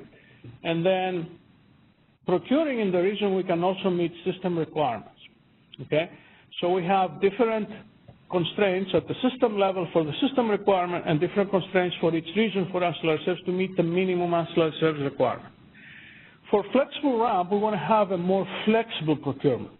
We don't want to have minimum requirements for procuring flexible ramp product in each region. We want to have the ability to possibly procure less than what we need in the region if we have enough transmission capacity on the regional interface to import flexible ramp product from outside the region, okay? So in that way, the proposal for procurement of flexible ramp is different than ancillary services. It has a more flexible procurement. So at the system level, they look the same. We have a system requirement to meet, so this is what you see here, system-wide procurement constraints for flexible ramp. So all the flexible ramp awards in the system, in the ISO balancing authority area, that's what we mean system the day ahead now, they have to meet the requirement. And as I said earlier, we have to all come to an agreement on how we calculate this requirement.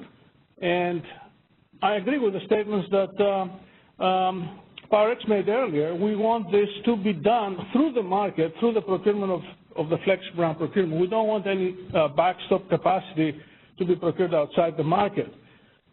We do have the RDA tool for that, but this is only for the cases that the marginal cases we go outside the 95%, et cetera.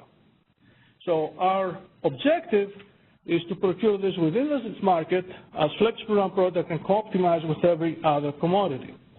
So how do now make sure that we distribute these flexible ramp awards in the system in the different regions in a way that we have confidence that when we need to tap on that capacity to solve uncertainty, it will be deliverable, okay?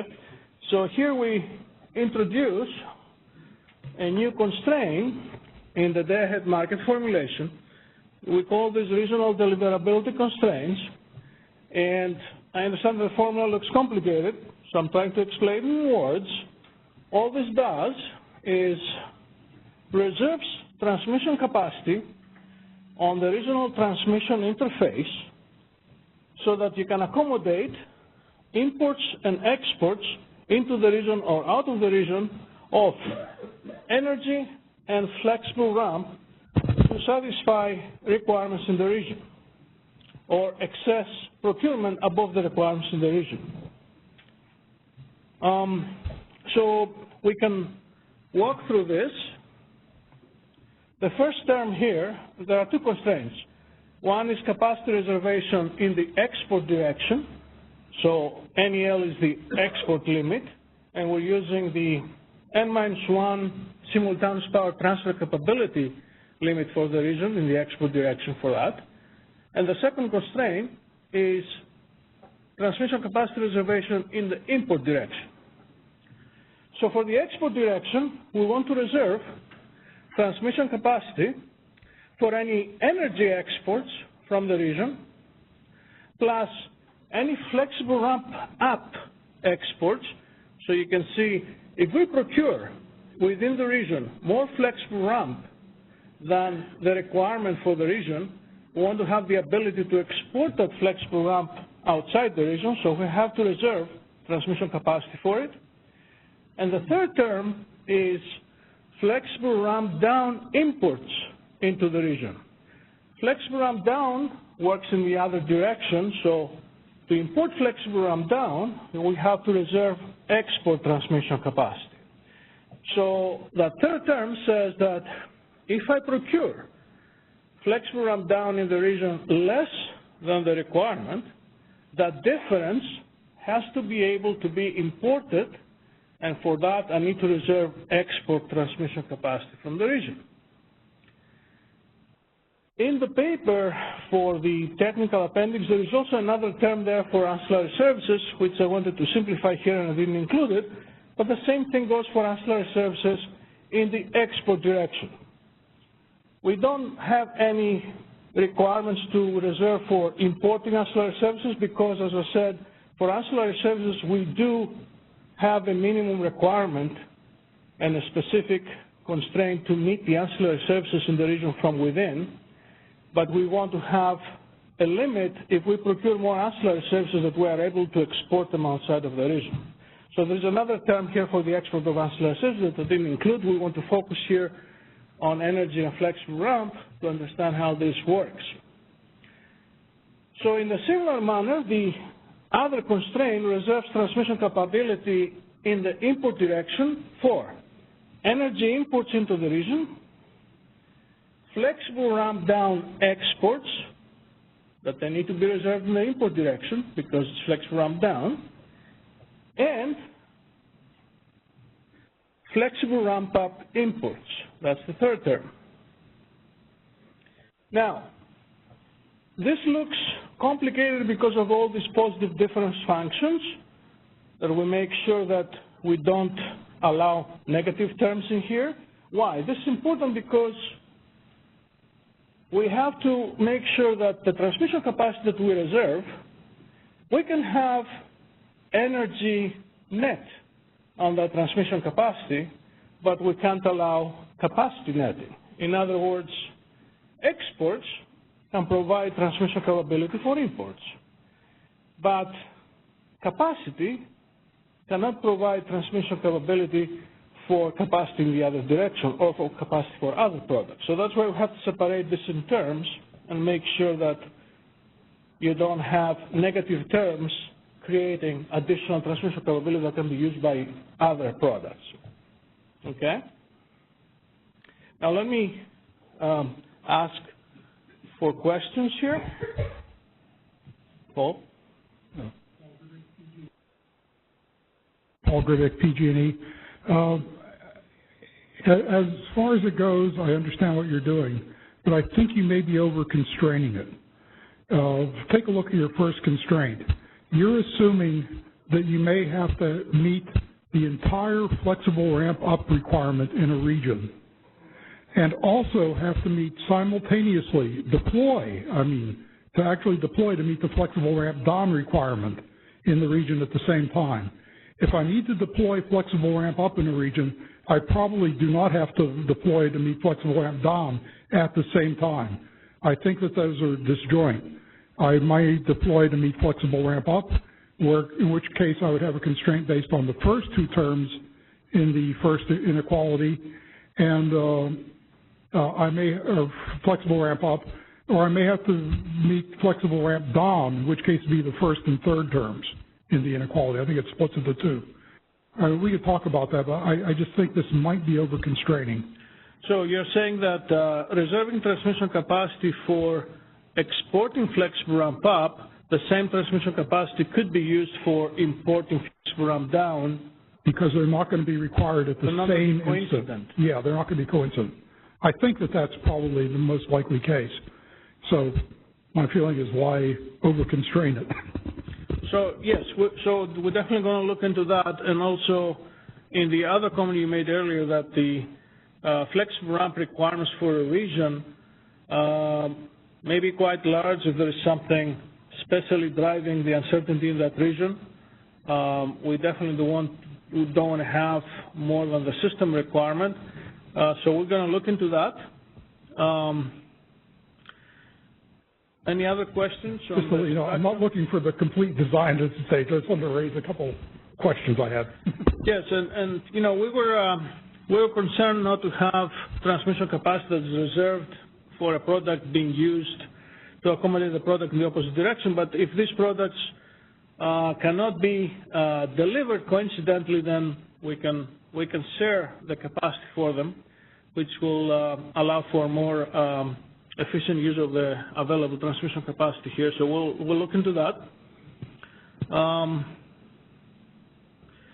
From a settlement perspective, what I want to point out is that when these constraints bind, okay, you have a saddle price for the constraint that will affect the marginal prices of all the commodities within the region. So energy, flexible ramp up, flexible ramp down, and ancillary services, because as I mentioned, there is another term that I don't show here for ancillary services.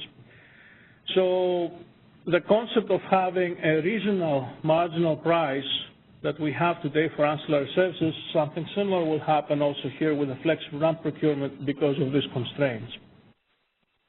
Another thing that I want to point out is that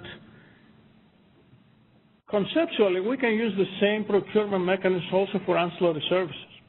As I said, it's a little different for ancillary services because in ancillary services, we do require a minimum ancillary service procurement to meet the requirements for the region, but we can relax that requirement and allow ancillary services inputs into the region as long as we reserve transmission capacity on the interface. So this is a general type of constraint that we propose to apply for flexible ramp procurement, but in the future we may well consider it to expand it for ancillary services because the way it works, it gives you the maximum efficient overall procurement of the product across the system while making sure that you can meet any requirement at the regional level.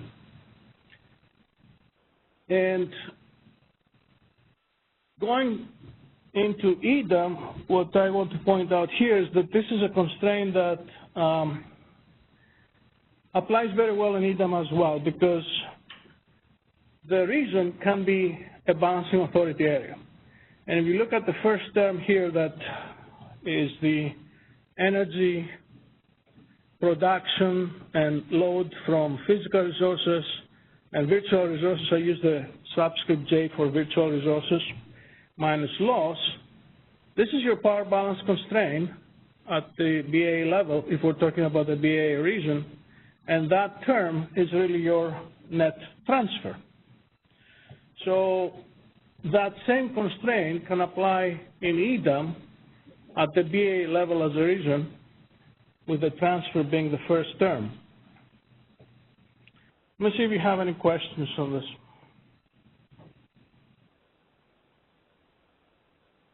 All right, so this is what I had to say here for the, oh, there's a question on the queue. Okay, yes, please. And we do have one question on the phone line. Caller, go ahead. Your line is unmuted. Hi, George. It's here from SE. And thanks for clarifying the regional is basically can be a VA. So I'm somewhat aware of the resource efficiency test, I believe, that has a few tests, including, I think, FlexiRamp. Am I right? That is correct. Yes, we do not propose to go to a regional flexible ramp sufficiency test in EDAM because we have regional procurement of flexible ramp sufficiency. If that's what you're going to ask, we're still going to be. Yeah, I was trying to figure out the interplay there. Sorry. Say again? I was just saying, No. Yes, I was just trying to figure out what you thought of the interaction between that and this, and I guess you're going to probably take out that part of the test for the FlexiRamp side. So these are different time frames. Like we perform the test before the market runs, right? 3 times before the trading hour. These equations here, they're part of the market solution. So now you're within the hour, we're running the market, and this is how we procure the product. The test is performed before the market, and at that point, you don't know the awards because you haven't procured them yet. So the test is really looking at your maximum upward and downward capability of your resource fleet with reference to a certain point of origin, and compares that with your demand movement and the uncertainty on top of it for a specific target interval. So these equations are not affecting your flexible ramp sufficiency test. And that test is still proposed here to be performed at the BA level. So even if we go to a sub-BA level for EIM balancing authority areas for the procurement of the product, the flexible ramp sufficiency test is still proposed to be procured for the BAA level as a whole. I mean, I think the way to think of it is You don't change the resource sufficiency test for the flexible ramping test because that's just to ensure you have sufficient ramp capability. These constraints are ensuring that the ramp capability you secure through the once you get into the real-time market are deliverable in the next interval. Thank you. I was wondering, when would it be appropriate for me to ask about how the procurement, so let's say you determine the needs, and how would you determine when a resource, say, you have a resource bidding in, whether it can provide flex ramp versus energy versus corrective capacity? If I could get like a very simple numerical example, just to get at least some understanding of it and how the prices are set, would it be appropriate now or later? So I believe in the context of the contingency modeling enhancements initiative, we did provide examples of how corrective capacity can be awarded. And what we have said here earlier for the eligibility to provide the flex ramp product, for the day-ahead market, both 15-minute dispatchable and 5-minute dispatchable resources can provide this product because the requirement is calculated to be the uncertainty going from the IFM to FMM. So once you have a flex ramp award, irrespective of whether you're 5-minute dispatchable or 15-minute dispatchable, you'll be able to bid that in the 15-minute market, and the 15-minute market can use that capacity to address any uncertainty that materializes in FMM. However, going forward now, in FMM, when we procure for the real-time uncertainty from FMM to real-time, now only 5-minute dispatchable resources will be eligible to get flex ramp awards in real time. So we didn't get into this part, but it's significant because it has a different settlement for the products across markets. The 15-minute product that we procure in IFM essentially expires in FMM because once you bid it and you fulfill your must offer obligation for it, then you're done. You don't have a deviation going into real time, whereas the 5-minute product, if you have a 5-minute dispatchable resource that now gets a new flexible ramp award in FMM, that will be reprocured in real time, and then you have a deviation for that from the 15-minute to the 5-minute market.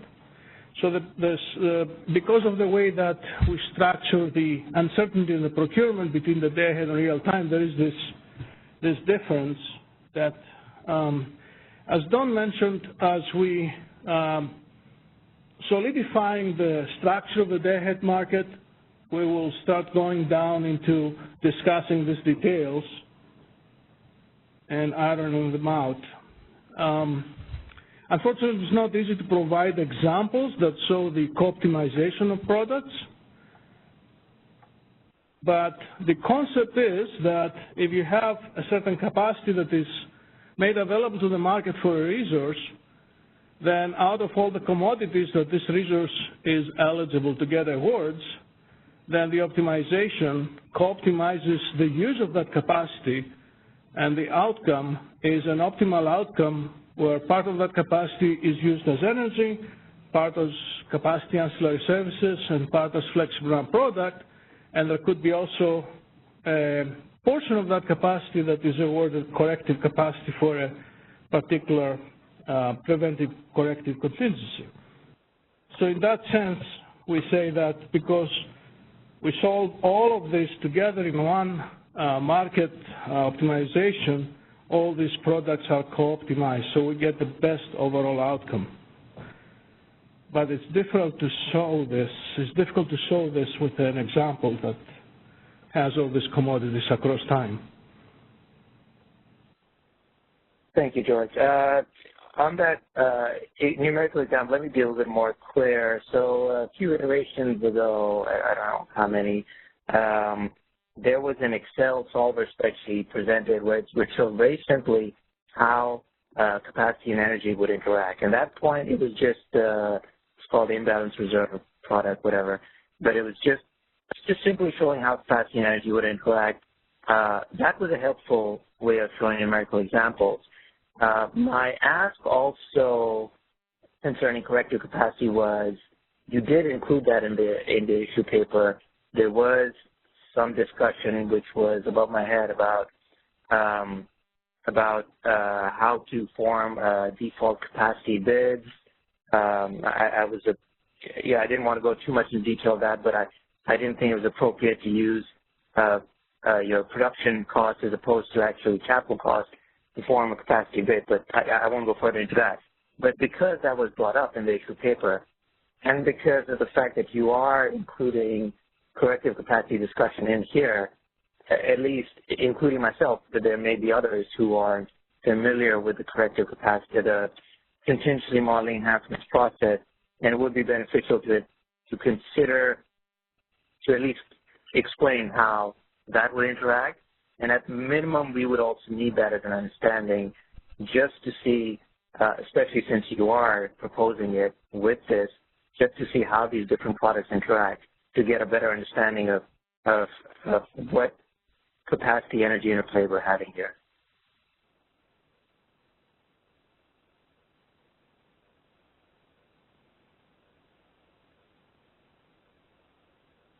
Can you hear me? Yes. So there were two requests that I heard. Potentially an example similar to the Excel spreadsheet that we had provided earlier that could show how energy and flexible ramp interact through an optimal solution. And we'll see if we can provide that. And then a more in-depth discussion for any mitigation or default bids that could potentially be used for capacity, but there is an issue. So Aditya, I think my advice would be to review the contingency modeling enhancements initiative. There's lots and lots of information there in terms of how that product works. And if you have any questions on that, you can call myself or Perry and we can help you get up to speed on that initiative that's been completed for a couple of years now. And then we can look at getting a solver for the new approach to FRP. Right. And there is a list of issues in the issue paper here that we're going to go through. I think, Elliot, you're going to go through them. And I believe one of them is something about the potential for mitigating capacity bids. So that's correct, because we do want this to be a biddable product, and we also anticipate that in the contingency modeling enhancement, there was discussion of whether corrective capacity should be a biddable product in the day-ahead time frame. And to the extent that we are making FRP biddable, we wanted to make the same approach for corrective capacity because they both incur similar costs. And that cost is, what is the cost of being available for redispatch in the real-time market? And to the extent that there's a cost, that's the same cost for corrective capacity as it is for FRU.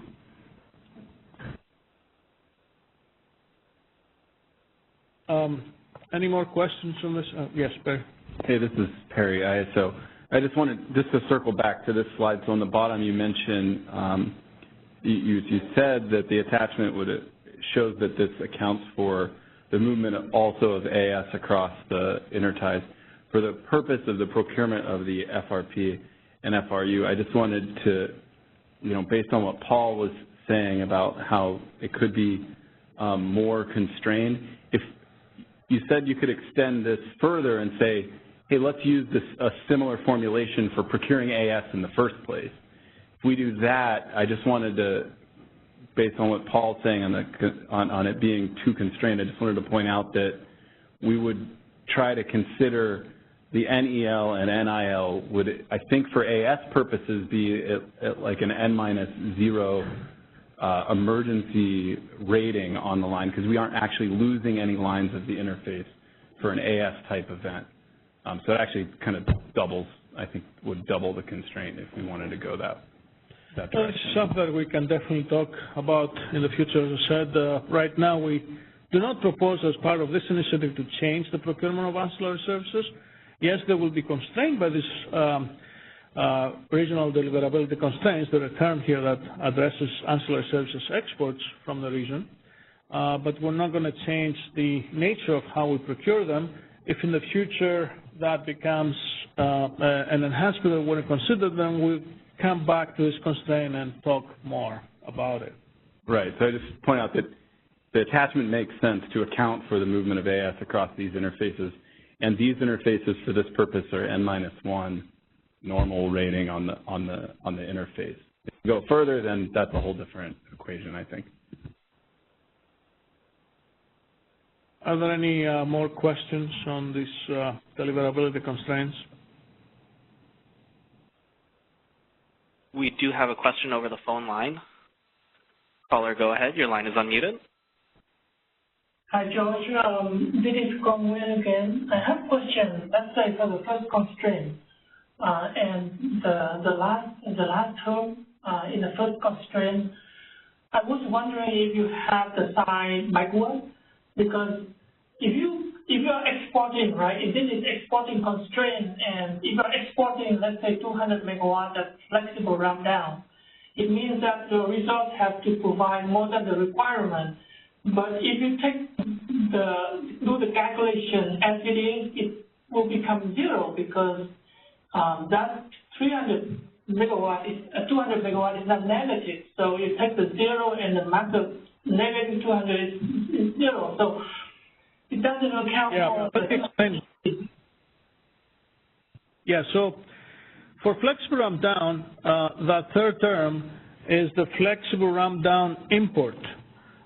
If we procure flexible ramp down in the region that is less than the requirements for the region, then we need to import the balance. So this is the flexible ramp down import that we need to accommodate, and because it's flexible ramp down, we have to reserve export capacity for it. So that's this is why it looks a little bit confusing. So the product works in the downward direction, so it needs to be transmission capacity reservation in the export direction. And you can see the mirror image of that is in the second constraint for the flexible ramp up import, which needs to be reserved in the import direction, but flexible ramp down export needs to be reserved in the import direction. So it's because of the direction that the products work. Let me ask you the question differently. Yeah, let me ask you this question a little bit differently. If I'm exporting both ramp up and ramp down at the same time, and this thing, the equation is working. No. Look, if you're exporting ramp up, you need to reserve transmission capacity for that in the export direction. If you're exporting ramp down, you need to reserve for that in the import direction. So these are different directions that you have reservations on transmission capacity. So flexible ramp down export is really in the import direction in the region. The same way with regulation down export is in the import direction. So today we're actually doing that on the interties. If we have regulation provision from interties at ISO scheduling points, regulation up awards are reserving intertie transmission capacity in the import direction, but regulation down awards are requiring reservation of transmission capacity on the intertie in the export direction. So this is similar here. Oh, that makes sense now. Thank you. You're welcome. Any more questions? All right, so I will, we have one more? Okay. We have one more question over the phone line. Caller, go ahead. Your line is unmuted. Hi, George. This is Wei Zhou. Can you hear me? Hello. Hello, Wei. We can hear you. Hi. Okay, good. Hey, thank you for the explanation. I think DJ and others asked many questions I have. I just have one very fundamental question by looking at the constraint you put there. So are those constraints will be new to the market, or do you already have this type of constraints? By that I mean that, now it looks like you're going to reserve transmission capacity, the capacity on a transmission because of a capacity product, either ancillary services or flexible ramping product. That by itself may not be a problem, but if you look at the CRs, how the congestion components on transmission lines are calculated, I'm not sure if you have any thought on that. Yes, so in this form, we don't have constraints like that today. Well, we have something similar, as I mentioned on the interties. We have what we call intertie corridor constraints and intertie scheduling limits, ISL/ITC. They kind of work the same way, and today we only have the interplay of energy and ancillary services on these constraints. We don't have flexible ramp-up products there because in real time you have to be a 5-minute dispatchable resource to provide the product, so that's why you don't see that in real time today. In day ahead, you will have the ability for 15-minute interties to provide flex ramp up and flex ramp down. So now flex ramp up and down awards will get into those existing ISL/ITC constraints that will expand the formulation for these constraints. And what you see here as a regional constraint has some similarity with those, but it's really going to be an all-new constraint that we have to formulate because it has a lot more terms. The effect, as I mentioned earlier, is that when this constraint is binding, you will see the saddle price of this constraint appearing as a component for the marginal price of all the commodities in the region, energy, ancillary services, and flexible ramping product. In terms of congestion revenue that you'll have from that interface, we propose to follow the same process of distributing the congestion revenue to meter demand as part of the CRR1B initiative. If that was your question. Yeah, so if you have, say, day-ahead market, on a critical transmission line that no energy schedules cause the congestion, but it's just from ancillary services or from FRU or FRD as an extreme example, and that causes cost to either, the DLAP price or any other nodes that need to be settled on. So from that perspective, how would the CR market be able to hedge that cost? Well, as I said, the saddle price of this constraint will be reflected in all the commodities, including the energy. So the energy LMP for resources within the region, when this regional constraint is binding, will have an additional component which will be the saddle price of this constraint. So any price differential between CRR sources and sinks that cross that regional interface, they will reflect the price difference in the IFM.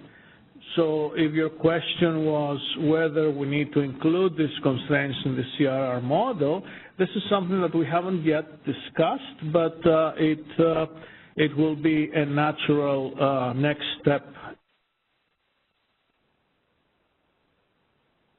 So yeah, I'm not. Sorry, go ahead. I'll add to.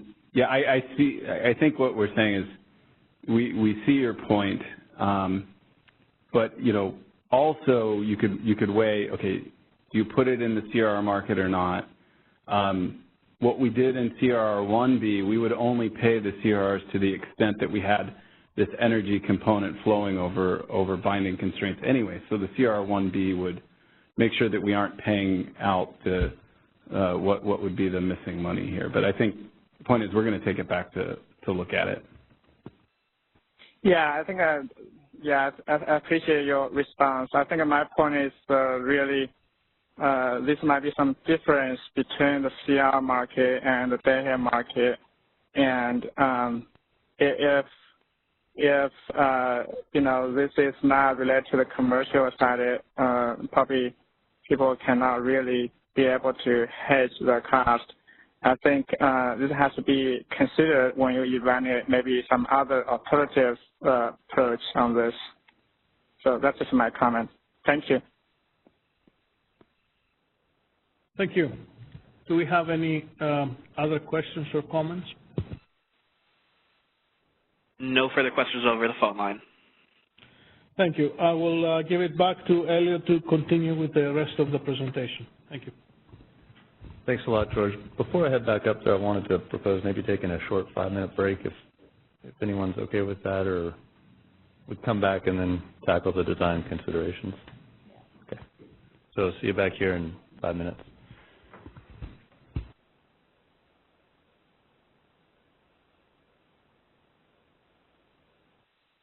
All right, great. So we'll drill down here into some of the design considerations for the day-ahead FRP, and that includes requirements, resource eligibility, bidding, settlement of imbalances, cost allocation, and then we'll look for any other ideas, things that need to be sort of addressed in the next version. So what we're really envisioning here is just this single product awarded to 15 and 5-minute resources in either the upward or downward direction. So that means, for 15-minute, we're looking at the static interties and slow DR. And then for the 5, we're looking at internal supply and dynamic interties. So again, any FRP requirement will be scalable. It'll be based on that historical uncertainty that we've observed and talked about earlier. And then based on the ISO's BER adjusted demand forecast. Now, for the actual requirement, we're looking at 2 potential options here. The first is to combine the FRP requirement. So that'll be combining it with the day-ahead plus some of the real-time requirement all procured in the day-ahead time frame. The other option is to set the requirement separately. So that means you first tackle the day-ahead requirement from IFM to FMM, and then address the real-time requirement to cover any uncertainty between FMM and RTD. Elliot, I just want to add to it, because we're going to use this combined and separate nomenclature for some of the other items. I think the real issue here is we know that there's uncertainty that occurs between FMM and between IFM and FMM. There's also uncertainty that we cover with the real-time flexible ramping product, and that's between FMM and RTD. And then, and so the question is, do you procure just the IFM to FMM requirement day ahead, and that would be the separate FRP requirements, or do you procure the day ahead or the IFM to FMM uncertainty plus some portion of the real-time FMM FRP requirement? And that's what we're calling the combined. And so what that would mean is you'd want to commit, the combined version would say, I want to commit and have enough flexi ramp in day ahead so that I can meet not just any uncertainty that materializes between FMM and IFM and FMM, but I also have sufficient economic bids to be able to meet my real-time FMM FRP requirement. The separate approach is you recognize that you just cover in the day-ahead time frame, the IFM to FMM uncertainty, and then bring the real-time FMM in, and assume that the fact that we have that real-time market is an additional incentive that people would want to bid, even if they didn't get an award in day-ahead. Yeah, neither of these options are going to have separate implications on settlements and cost allocation, and I'll discuss that in more detail a little bit later. Elliot, maybe there are some additional implications beyond settlements, and this is modeling implications that we would like you to be aware of. As I mentioned earlier, in the day-ahead market, for the day-ahead uncertainty requirement from IFM to FMM, that requirement can be met by awards given to both 15-minute dispatchable and 5-minute dispatchable resources. However, the piece of the uncertainty from FMM to real time, this is only provided by 5-minute dispatchable resources. So if you want to procure both requirements or the day-ahead requirement plus some portion of the real-time requirement in the day-ahead market, you're faced with a very difficult modeling problem that how can you separate now the procurement of the flexible RAM product that meets the 15-minute requirement versus the additional 5-minute requirement among 15-minute dispatchable and 5-minute dispatchable resources. And there was a way that we exploited for the ancillary services procurement in the past, where we had a concern that we did not want to procure all our ancillary services from interties, and we carved a region that included only the ISO scheduling points, and you can put a maximum requirement for procurement ancillary service from that region, which will limit the ancillary service procurement from interties. We can employ a similar approach for the flexible ramp by defining a region for the 15-minute intertie resources and set a maximum requirement for the flexible ramp product that is going to be only the 15-minute requirement of the uncertainty between IFM and FMM, so that we don't procure any real-time uncertainty from 15-minute interties. So we were comfortable with this idea, but it has some problems. And the problem that we saw was that, unfortunately, we have support for 15-minute internal resources as well. We mentioned proxy demand resources and reliability demand resources. So this approach works well for the 15-minute interties, but it fails when we have internal resources which are also 15-minute dispatchable and cannot provide the 5-minute product in real time. We could, of course, take these resources and assign them to the external region along with the interties, but that is, in my opinion, that's not a good solution because of the fact that we're using the same regional definition for both ancillary services and the flexible RAM product. So if we do that, we'll basically screen out those 15-minute resources from providing ancillary services, which means that they will not get the saddle price of the regional ancillary service product because they're not going to be part of that region. So there are certain modeling challenges that come up with these two approaches, specifically the one that we have, the combined requirement that you need to be aware of.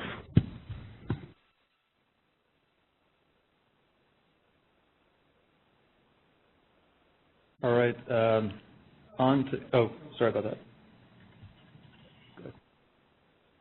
Okay, Bentley with the Western Power Trading Forum. Thanks, George, that was really helpful. Can you, on those resource types, can you disqualify them from providing a certain type of FRP through the master file, or I remember in one of your previous iterations you thought about having a disqualification field, or is that not under consideration anymore? We don't want to disqualify them from the process because they're actually eligible to provide the product for meeting the uncertainty from IFM to FMM. We don't want to disqualify resources because they're not 5-minute dispatchable if we're going to be procuring for uncertainty in the day ahead from IFM to FMM, because for this piece of the uncertainty, they can be very well qualified for. So we don't want to do that. I was thinking maybe you could have two flags, but I guess you're saying they could still provide a portion of the product, maybe in real time?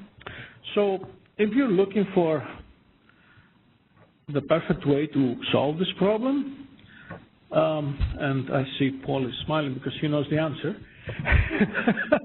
No, I'm looking for options at this point, right? So the perfect way to solve this problem would be to split the product into two variants, a 15-minute product that meets the 15-minute uncertainty, and a 5-minute product that meets both the 15-minute uncertainty and the 5-minute uncertainty.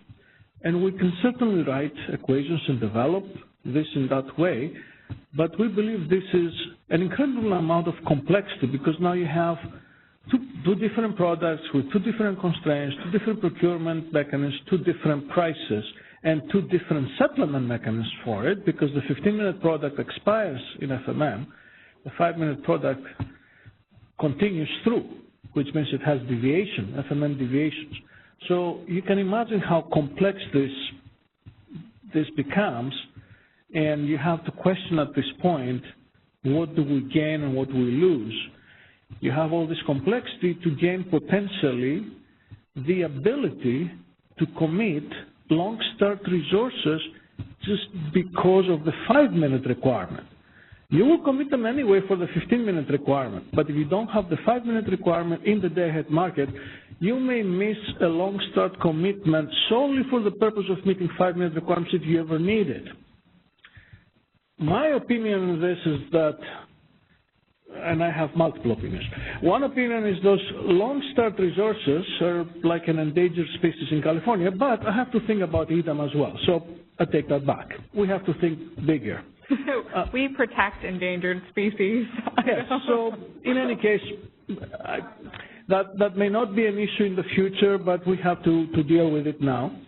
The other element is that trying to cover the real-time uncertainty one day ahead with a smaller pool of resources, because when you go to real-time, now you have EIM, you have transfers available. But before EDAM, we don't have them in the day-ahead market. So the transfers that are available in real-time can make capacity of your internal resources available now to procure flexible ramp, the 5-minute flexible ramp requirement in real time.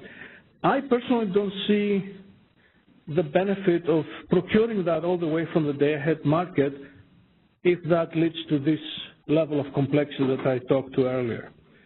So in that respect, when I formulated the problem in the Appendix C, I made the assumption that we're only procuring for the 15-minute requirement the day ahead for the uncertainty for between IFM and FMM.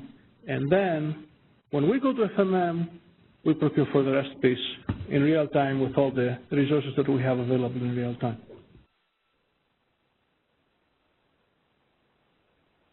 I would just add that what we had talked about previously with like the imbalance reserves and all of that, we were looking at sort of the combined approach. That's why I wanted to highlight that we were looking at a separate approach versus what we had done earlier. Thanks, folks. Operator. And I would add in support of George's position, even though I'm the one who made us put the combined stuff in, is that, you know, you can have those 15-minute resources that come in, and the reason they got FRP is because a 5-minute dispatchable resource got energy in the day-ahead time frame, and what you would see in real time, you would see then you'd probably dispatch the 15-minute resource for energy so that you could unload the 5-minute dispatchable to meet the real-time requirement. Thanks, folks. I do see we have a couple of questions in the queue. Just a time check. We have about 30 minutes left and a good part of the deck to still go through. So to the extent that you think you can maybe hold your questions and place them in the written comments, we'd appreciate it.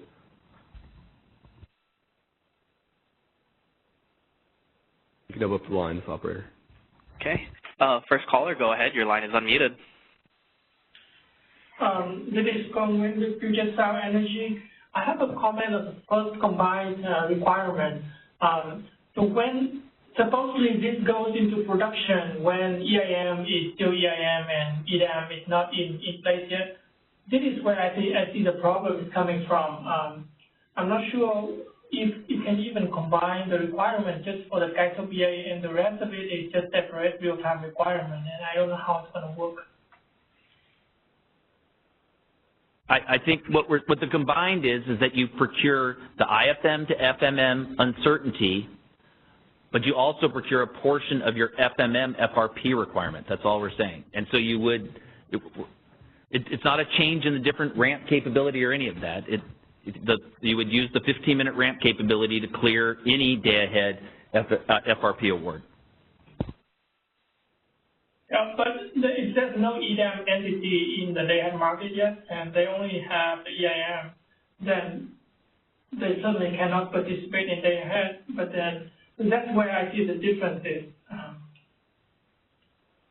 Actually, I would disagree with that. There's nothing that prevents an EIM entity today or when we move to 15-minute scheduling from participating at our intertie scheduling points in the day-ahead market.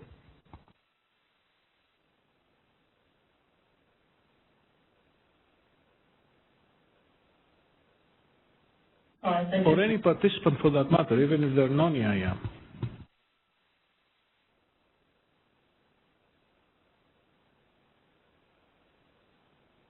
I believe there's another question in the queue, operator. Yeah. Okay. Next caller, go ahead. Your line is unmuted. Hi, this is Zach Gilsanford, Utilicast. Kind of a quick thought and question on the combined FRP requirement. I guess I'm curious because in my mind it seems like it would be over procurement if you were to procure the IFM to FMM uncertainty plus FMM to RTD being simply additive because they may sort of offset each other. On the flip side, pure offset of each other or sort of a net approach could potentially under-procure as perhaps the RTD sort of reduces the apparent uncertainty between IFM and FMM. So I guess my question following that thought is that how much have you kind of thought through that combined requirement? Is that what you're kind of indicating by plus a portion of real-time FRP versus the full requirement? So that's why it is plus a portion of it, because again, you'd really want us to procure between IFM and RTD, and then you would try to split that number up between what you're comfortable being cleared with 15-minute resources only and what you're comfortable with 5-minute resources only. Okay, but I guess another way to ask it is, would you always determine that the full IFM to FMM uncertainty was procured regardless of whether IFM straight to RTD is determined to be lower than IFM to FMM? I think the key is if you're trying to, the purpose, if you wanted to procure the FMM FRP in day ahead, it has to come from 5-minute resources. So you would set some requirement that only 5-minute resources can be awarded in day, but can only be the resources that can meet that constraint. Okay, so you would formulate the 15-minute and 5-minute resources requirement to the IFM to FMM, and then that portion of the real time would be open to just the 5-minute resources? That's correct. Okay, thank you.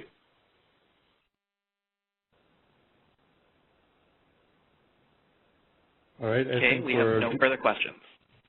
Great. Yeah, good to go. So moving on to penalty price, we're basically looking at two options here as well. One would simply set the day-ahead penalty price equal to the real time, and then the other option is this tiered approach based on the extent of the shortage. So the larger the shortage, the higher the price, and vice versa. With either approach, we're not proposing using a demand curve in the day-ahead market. And again, instead, and this has already been discussed, but we'll procure the day-ahead FRP to address that uncertainty, and we'll base it on a specified confidence interval, and then rely on that RDA to serve as a backstop. Question? Back here. What's the real-time FRP penalty price? $247. Thank you. It's structured so that it's relaxed prior to non-spin, prior to spin, prior to regulation up, so, and prior to corrective capacity. We would keep that same prioritization. What does that mean? It means that you would forego carrying FRP before you would forego meeting your contingency reserve obligations. Got it, thanks. All right, so on to eligibility. We need to look at the resource's operational characteristics. So that means startup time, ramping capability, PMIN and PMAX. So depending on the resource's status, eligibility would be based on the maximum maximum ramp capability. And for this approach, the CAISO would basically leverage the existing shared ramping studies or models. Moving on with eligibility. Yep. Sure. Lindsay Schluck with NV Energy. Just a quick question. The PMIN can be included if the resources can be shut down. Is that PMIN to 0? Is that what you're talking about? For online resource award eligibility? The PMIN would be eligible if you could shut it down in 15 minutes. So PMIN to 0, that range? Okay, thank you. So continuing with eligibility, you have system resources, and those will qualify and have that master file option we talked about earlier to receive FRP awards. Basically, all 15-minute dispatchable resources will be eligible for FRP awards, while the hourly resources and interties will not. Non-resource specific interties that are 15-minute dispatchable will also be eligible and subject to a real-time must-offer obligation. And then for the proxy demand resources and the reliability DR resources, only the 5 and 15 would qualify. On to the interties. We're looking at 4 approaches here, and we invite any additional suggestions. But basically, if looking at the least burdensome, we could require e-tags to be submitted either before or after the day-ahead market run, or we could require submission ahead of the real-time market at T-40. And as an alternative option for 4, we would just limit the FRP on the interties to just those RA resources. And again, in your comments, if you have additional suggestions, we invite those. I'm going to really quickly add a little bit of context about the options here. So the idea is if we have FRP that's being provided on the interties, we need to have some type of certainty that the transmission's been procured and there's capacity available to get the energy scheduled into the ISO if the FRP turns into a need for energy. So the way we would do that, unlike an internal generator, is through the e-tag, and the e-tag has to have a transmission profile. So the question is, do we need to have some type of tagging requirement to provide that assurance that this intertie FRP truly is available? So these options, the first one would be providing the most assurance for the ISO, but it's also the least, or is the most restrictive on the scheduling coordinator, and that would be before the day-ahead market even runs, you prove through a transmission tag that you have transmission capacity. Then the ISO is only awarding FRP to transmission that's available. The second would be to award FRP in the day-ahead time frame and then require a tag after the fact. The downside of that is maybe the transmission is not available and then the day-ahead market doesn't have a second opportunity to run and get more FRP in that time frame. The third option really is going to exist no matter what. We're putting this forth with the intertie deviation settlement proposal, and this requires an e-tag with a transmission profile prior to the start of the run of the real-time market. Fourth option is kind of separate, and it would say, don't worry about tagging requirements. We know we have RA procured monthly on the interties, and have that be your fleet of resources on the interties because we already know that's available. The RA already has a must-offer obligation, so have your RA resources be the only ones to provide FRP on the interties. So definitely open to suggestions, but that's kind of the span of ideas we've brainstormed so far, and that's where we're at. All right, thanks, Megan. And now we'll move on to bidding. I don't know if Don mentioned this already. Oh, go ahead. Hi, Steve Keene from Navigant. One of the things that they're talking about in the RA case is that some of those intertie resources sometimes bid at, very high prices, so they're effectively not there. If you get an RFP award, are there any requirements as to what you have to bid in real time? No, not for the FRP, and we are in the RA Enhancements initiative, but we'll be investigating bidding practices and prices for RA resources on the ties. So my objective is to make sure we have alignment between the IDS proposal, the intertie deviation settlement proposal, the RA Enhancements proposal, and the day-ahead market enhancements proposal and the flexible ramping product. So that's my goal, is to create alignment between all of those initiatives as far as interties go. Yeah.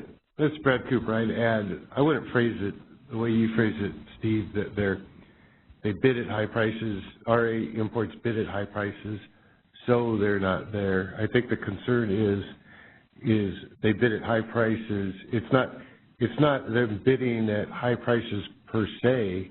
You know, there's no requirement in internal generation of what it can bid. It's that because they bid at high prices, then they don't clear, we might not have any evidence that there's a real resource there. Right. The other thing is I don't believe the intertie resources are subject to local market power mitigation. Or the, Yeah, that's correct. We'll have more coming out on all of this in the RA enhancements.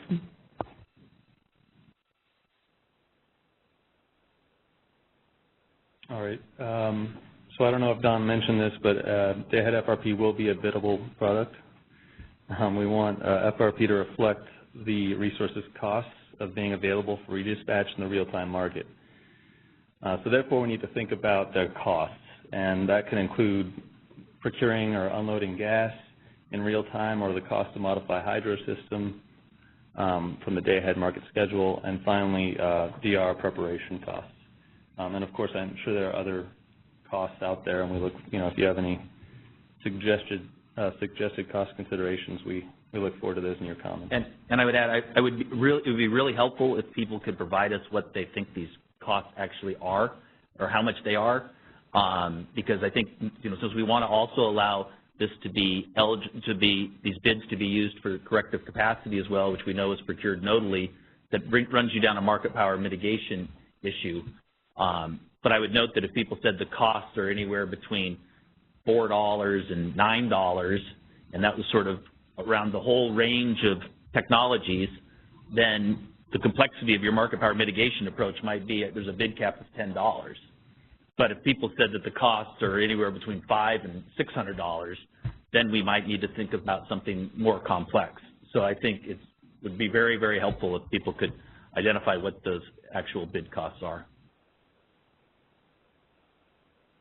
Terry Bentley with the Western Power Trading Forum. I missed that market power mitigation piece. I frankly assumed that this would be like ancillary services, so there would be a cap, and you wouldn't be mitigating it like energy, but can you elaborate? Well, I think I agree. So one of the ways that under ancillary services, yes, we have sub-regional requirements, but we set those sub-regions where we still think it's a competitive AS environment. And then we have the added protection that we put a bid cap in of $250. But that is not the case with corrective capacity. It's at the specific nodes. And so if someone sees that they're routinely getting dispatched for corrective capacity, they could put a $250 bid in. And I think we would want to have the ability to have that reflect what their actual costs are. I see. So, well, the slide says they had flexible ramping products, but really this is more of a concern for corrective capacity than. It comes up in a later slide, but given that we were talking about the costs here, that's why I wanted to implore people to please tell us what the actual cost is. Yeah, that makes sense. As a WPTF representative, I will give my normal spiel that this is a market. What you really should bid is your willingness to provide, and absent any market power, of course, you should be able to put in whatever bid you want aside from costs. But, yes, this is Brad. Sure, you can put in what you want, but that's not the design premise. The design premise is, you know, the rational behavior in a centrally cleared market is the bid cost. So, you know, we're going to come up with the caps based on what costs are. But sure, you can bid whatever you want. I am so sorry, Brad. I have to say this. My members will kill me if I don't. The design premise of a market is that absent uncompetitive conditions, you should bid your willingness to provide. Your design should incorporate protections in the event that there is market power. So I think we're saying the same thing, but I would be killed if I let that slide. I think we agree to disagree. Our premise is that the bids are based on cost. Sure, we'll allow provisions. There might be debate in the cost, but absent market power, it's irrational behavior to bid other than your cost, and we don't want to design our market around, you know, basing on irrational economic behavior. We want to base it on. The key there is you said agree to disagree, so we're good.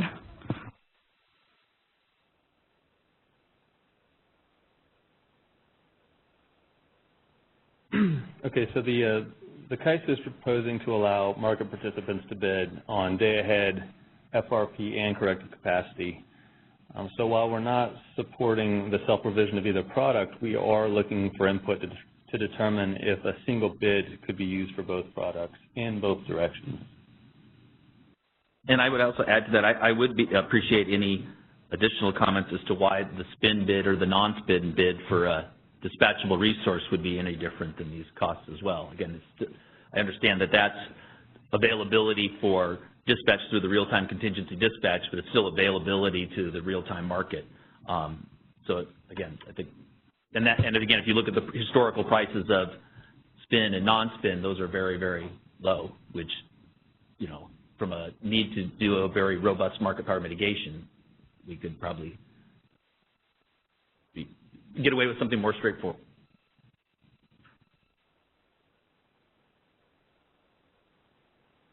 All right, so while the corrective, or the capacity cost would be the same for corrective capacity versus the day-ahead FRP, only the corrective capacity will be procured on a nodal basis.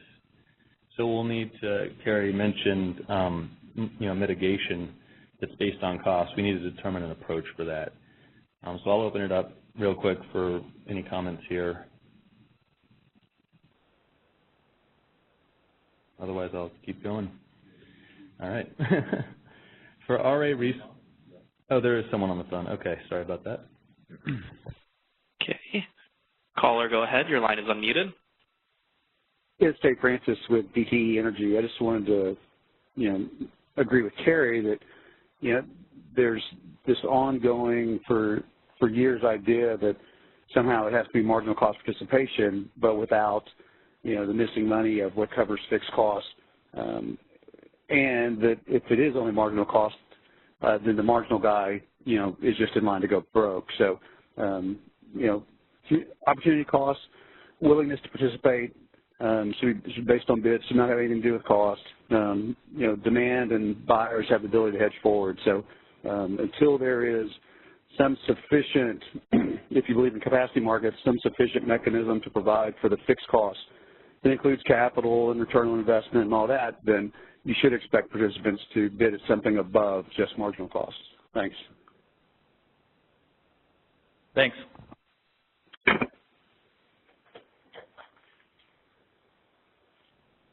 All right, continuing on, and I think we touched on this a little bit earlier, but for RA resources between now and the implementation of the extended day-ahead market, we are proposing the initial bidding requirement to continue at 0.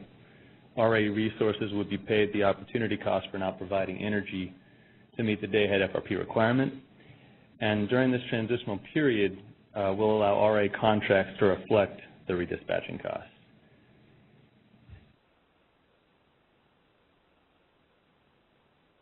So earlier in the presentation, you may remember we talked about the 2 FRP requirement options, and I mentioned they each will have different implications on settlement. So if we go with the combined approach, we would settle the day-ahead FRP awards at the marginal day-ahead price, and then resources covering the system requirement would get paid the system marginal cost, and resources covering the regional requirement will be paid the regional marginal cost, which would also include that value for meeting the system requirement.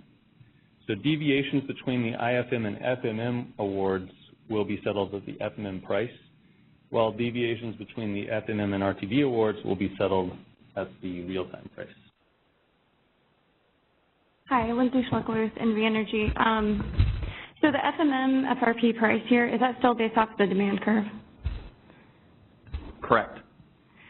So, and let's see, the reason why you want the demand curve in real time, this is where, so if you think about the day ahead, you want to buy it all because you're really not making a trade-off, a true trade-off between intervals in the same market.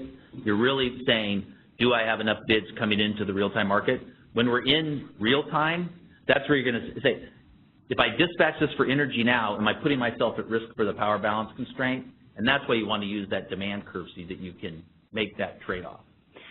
No, yeah, I'm not concerned about that. Yep. I'm concerned about the settlements piece of this and settling the IFM to the FMM FRP price, because the FMM FRP price or off of that demand curve is mostly 0.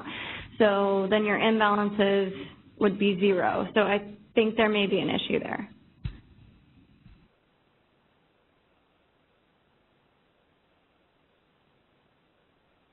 I don't think there's an issue if the FRP price in FMM is 0, because then you'd have the right deviation settlement between IFM and FMM if you did this combined approach. But if the price was 0, that means that someone could buy back the position. There wasn't any cost associated with doing that. Yeah. Okay. I'll think about it.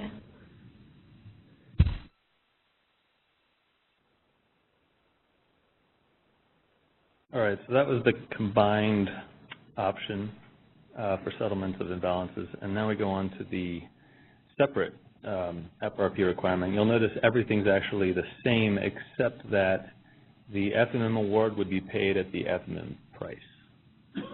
And the key is there's no deviation settlement between day ahead and real time.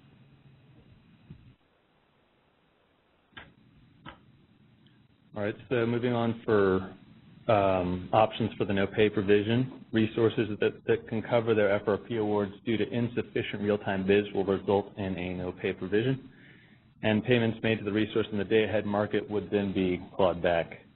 The second option is to incentivize appropriate bidding behavior for the FRP must-offer obligation into the real-time market, and therefore the no-pay provision would require a clawback amounting to twice the day-ahead amount.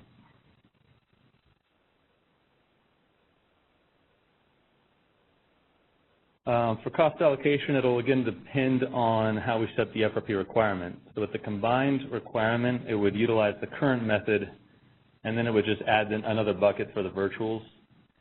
And for the separate requirement, we would allocate the day-ahead FRP like we do with RUC today. And that would mean no changes to the allocation of the real-time FRP. Don? And I would note this is another reason, this cost allocation is a further incentive. In addition to losing money on energy for virtuals if they get it wrong, there also would be allocated the FRP cost for getting it wrong.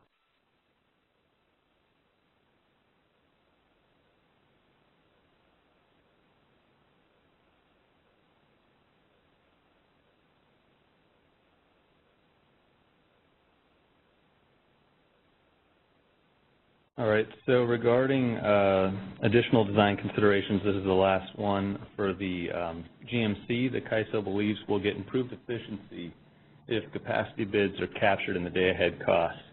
And then in the real time, the capacity bid will be set equal to the market service charge. Again, in your comments, we look for any input on this.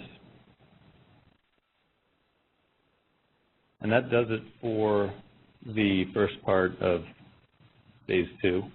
Pause for questions or anything on the phone. Okay, great.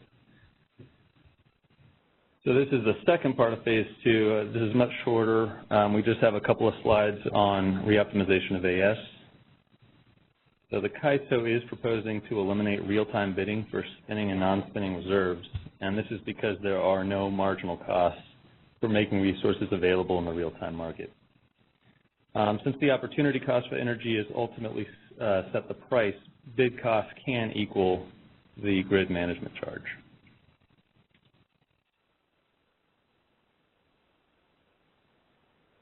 Bids for regulation in either direction will continue to be submitted in the real-time market.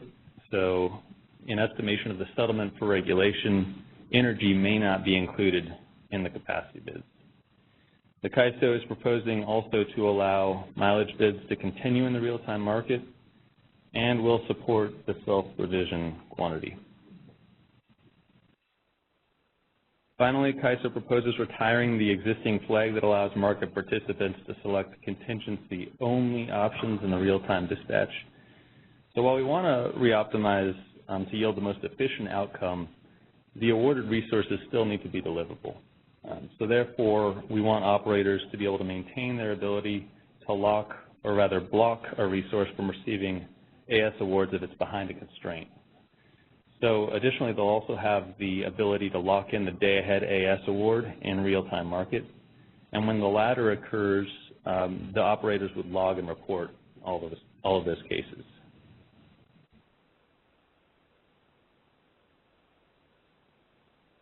So I think that's it, actually. We're just going to move on to the proposed classification, which we're currently suggesting to be an advisory to the board. Looking for any stakeholder feedback on that. Oh, sure. Yeah. I was so close to getting it. No, I was. Carrie Bentley with the Western Power Trading Forum. 3 questions with the reoptimization of AS. One, what's the impetus of this proposal? I mean, we've had the same AS for a while, so. Yeah, so today we only buy incremental AS. Yeah. And so to the extent that we over-procured day ahead, that's basically flexibility. If you think about what this entire initiative is about how do we extract flexibility from the existing system by changing the market.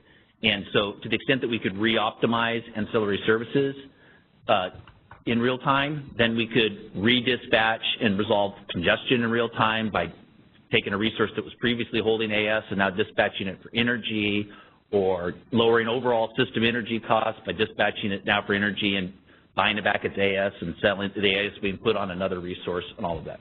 So it's, again, about extracting more flexibility. And by the current rules where we just buy incremental and hold everything else, we don't have the ability to do that. Now, operations is concerned about that because, you know, they want to make sure they have the reserves, they do day-ahead engineering studies and all of that. And that's why those other provisions in terms of the ability to lock and block, you know, if you were from a market standpoint, you'd love to just re-optimize the whole thing, but that's what that's sort of the compromise with operations to give them the confidence that, yes, we'll let that re-optimization occur, because, you know, if you do it in the 15-minute market, they don't have a lot of time to respond if they didn't get a result that they liked from the market. And so that's what those 2 features are, to provide that additional comfort to them. They can still manage that while allowing that re-optimization, because they recognize that it provides them an additional benefit because it puts more available flexibility into the system. Second question, so you said you will not be able to submit bids for spin and non-spin. Does that mean no megawatts or no dollars? What? That's a good point. That would be no dollar. You could still put a megawatt quantity in. So, but you could also bid 0. So it's not like you're just automatically assuming everyone. Well, I think what we're asking is there really a marginal cost that you need to reflect in a bid price for spin and non-spin when you've already made yourself available for redispatch in the real-time market? And so the real cost that you can only occur, since you're offering into the real-time market both energy and AS, is if you were scheduled for AS and it was economic to schedule you for energy. So is this for people who have day-ahead spin awards, or for everyone? No one can provide a bid, because you could think if I'm a generator and I bought fuel for my energy schedule, if you want me to provide a spin bid, well, if I provide spin, I have to sell off my fuel. So there's certainly a different cost. I'm more than happy. I'd be happy to see if someone could show and explain, because we've asked this for several years now, to show and identify a real-time cost to providing the spin and non-spin. So more than happy to look at that. Okay, but it sounds like, so for everyone, even if you don't have a day-ahead award, you're saying right, because once you make yourself available to the real-time market, you've obviously procured enough gas, for instance, to be dispatched to the upper economic limit of your bid, and we would ensure that you don't get an AS award beyond that. Yeah, but you see, spin is most likely you're not going to get dispatched, so it's the flip of that, because you're now in reserve and you're not selling energy. Well, you better have gas for a contingency event being called.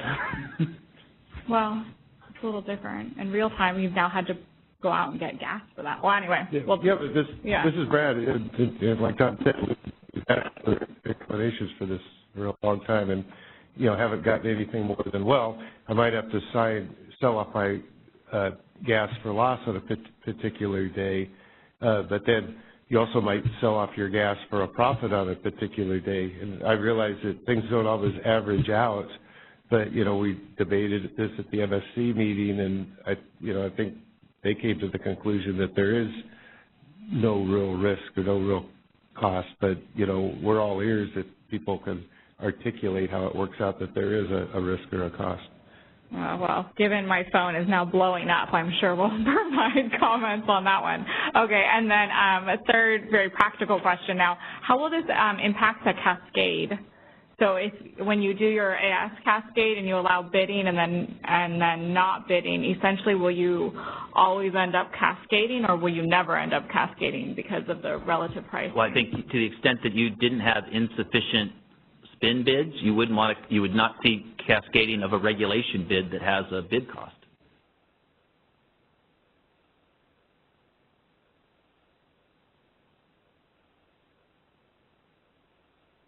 All right, we'll carry to your first question. We'll definitely add some context in there as to why we're looking to reoptimize AS. So without any questions, I'll just move on to the final schedule here. I think Megan had mentioned we might want to push back the due date for comments for phase 2, potentially. So I recognize that everyone, I sort of noticed this morning, that you guys at RA enhancements yesterday and phase 1 and phase 2 here. So does March 28th work for the phase 2 comments? You want a month on these?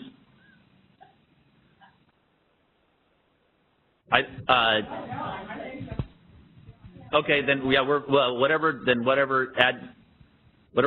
March 35th would be.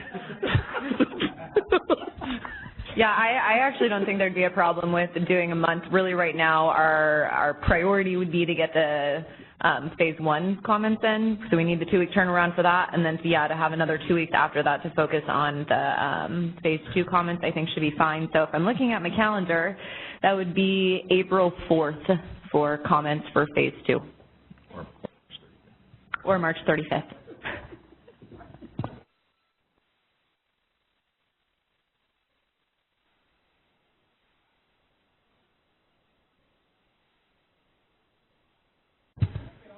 I also, on this phase 2 schedule, wanted to note we just kind of condensed it. We know we will have multiple iterations of the straw proposal. The draft final proposal will come after that, so we really don't have the schedule locked into place. So there will likely be multiple iterations of the straw proposal, and that schedule will develop as we go. That's right, and then we're looking at getting into the EIN, GB, and board by the end of the year, and implementation again in fall of 2021. So with that, I'll turn it back to Jimmy here to wrap up.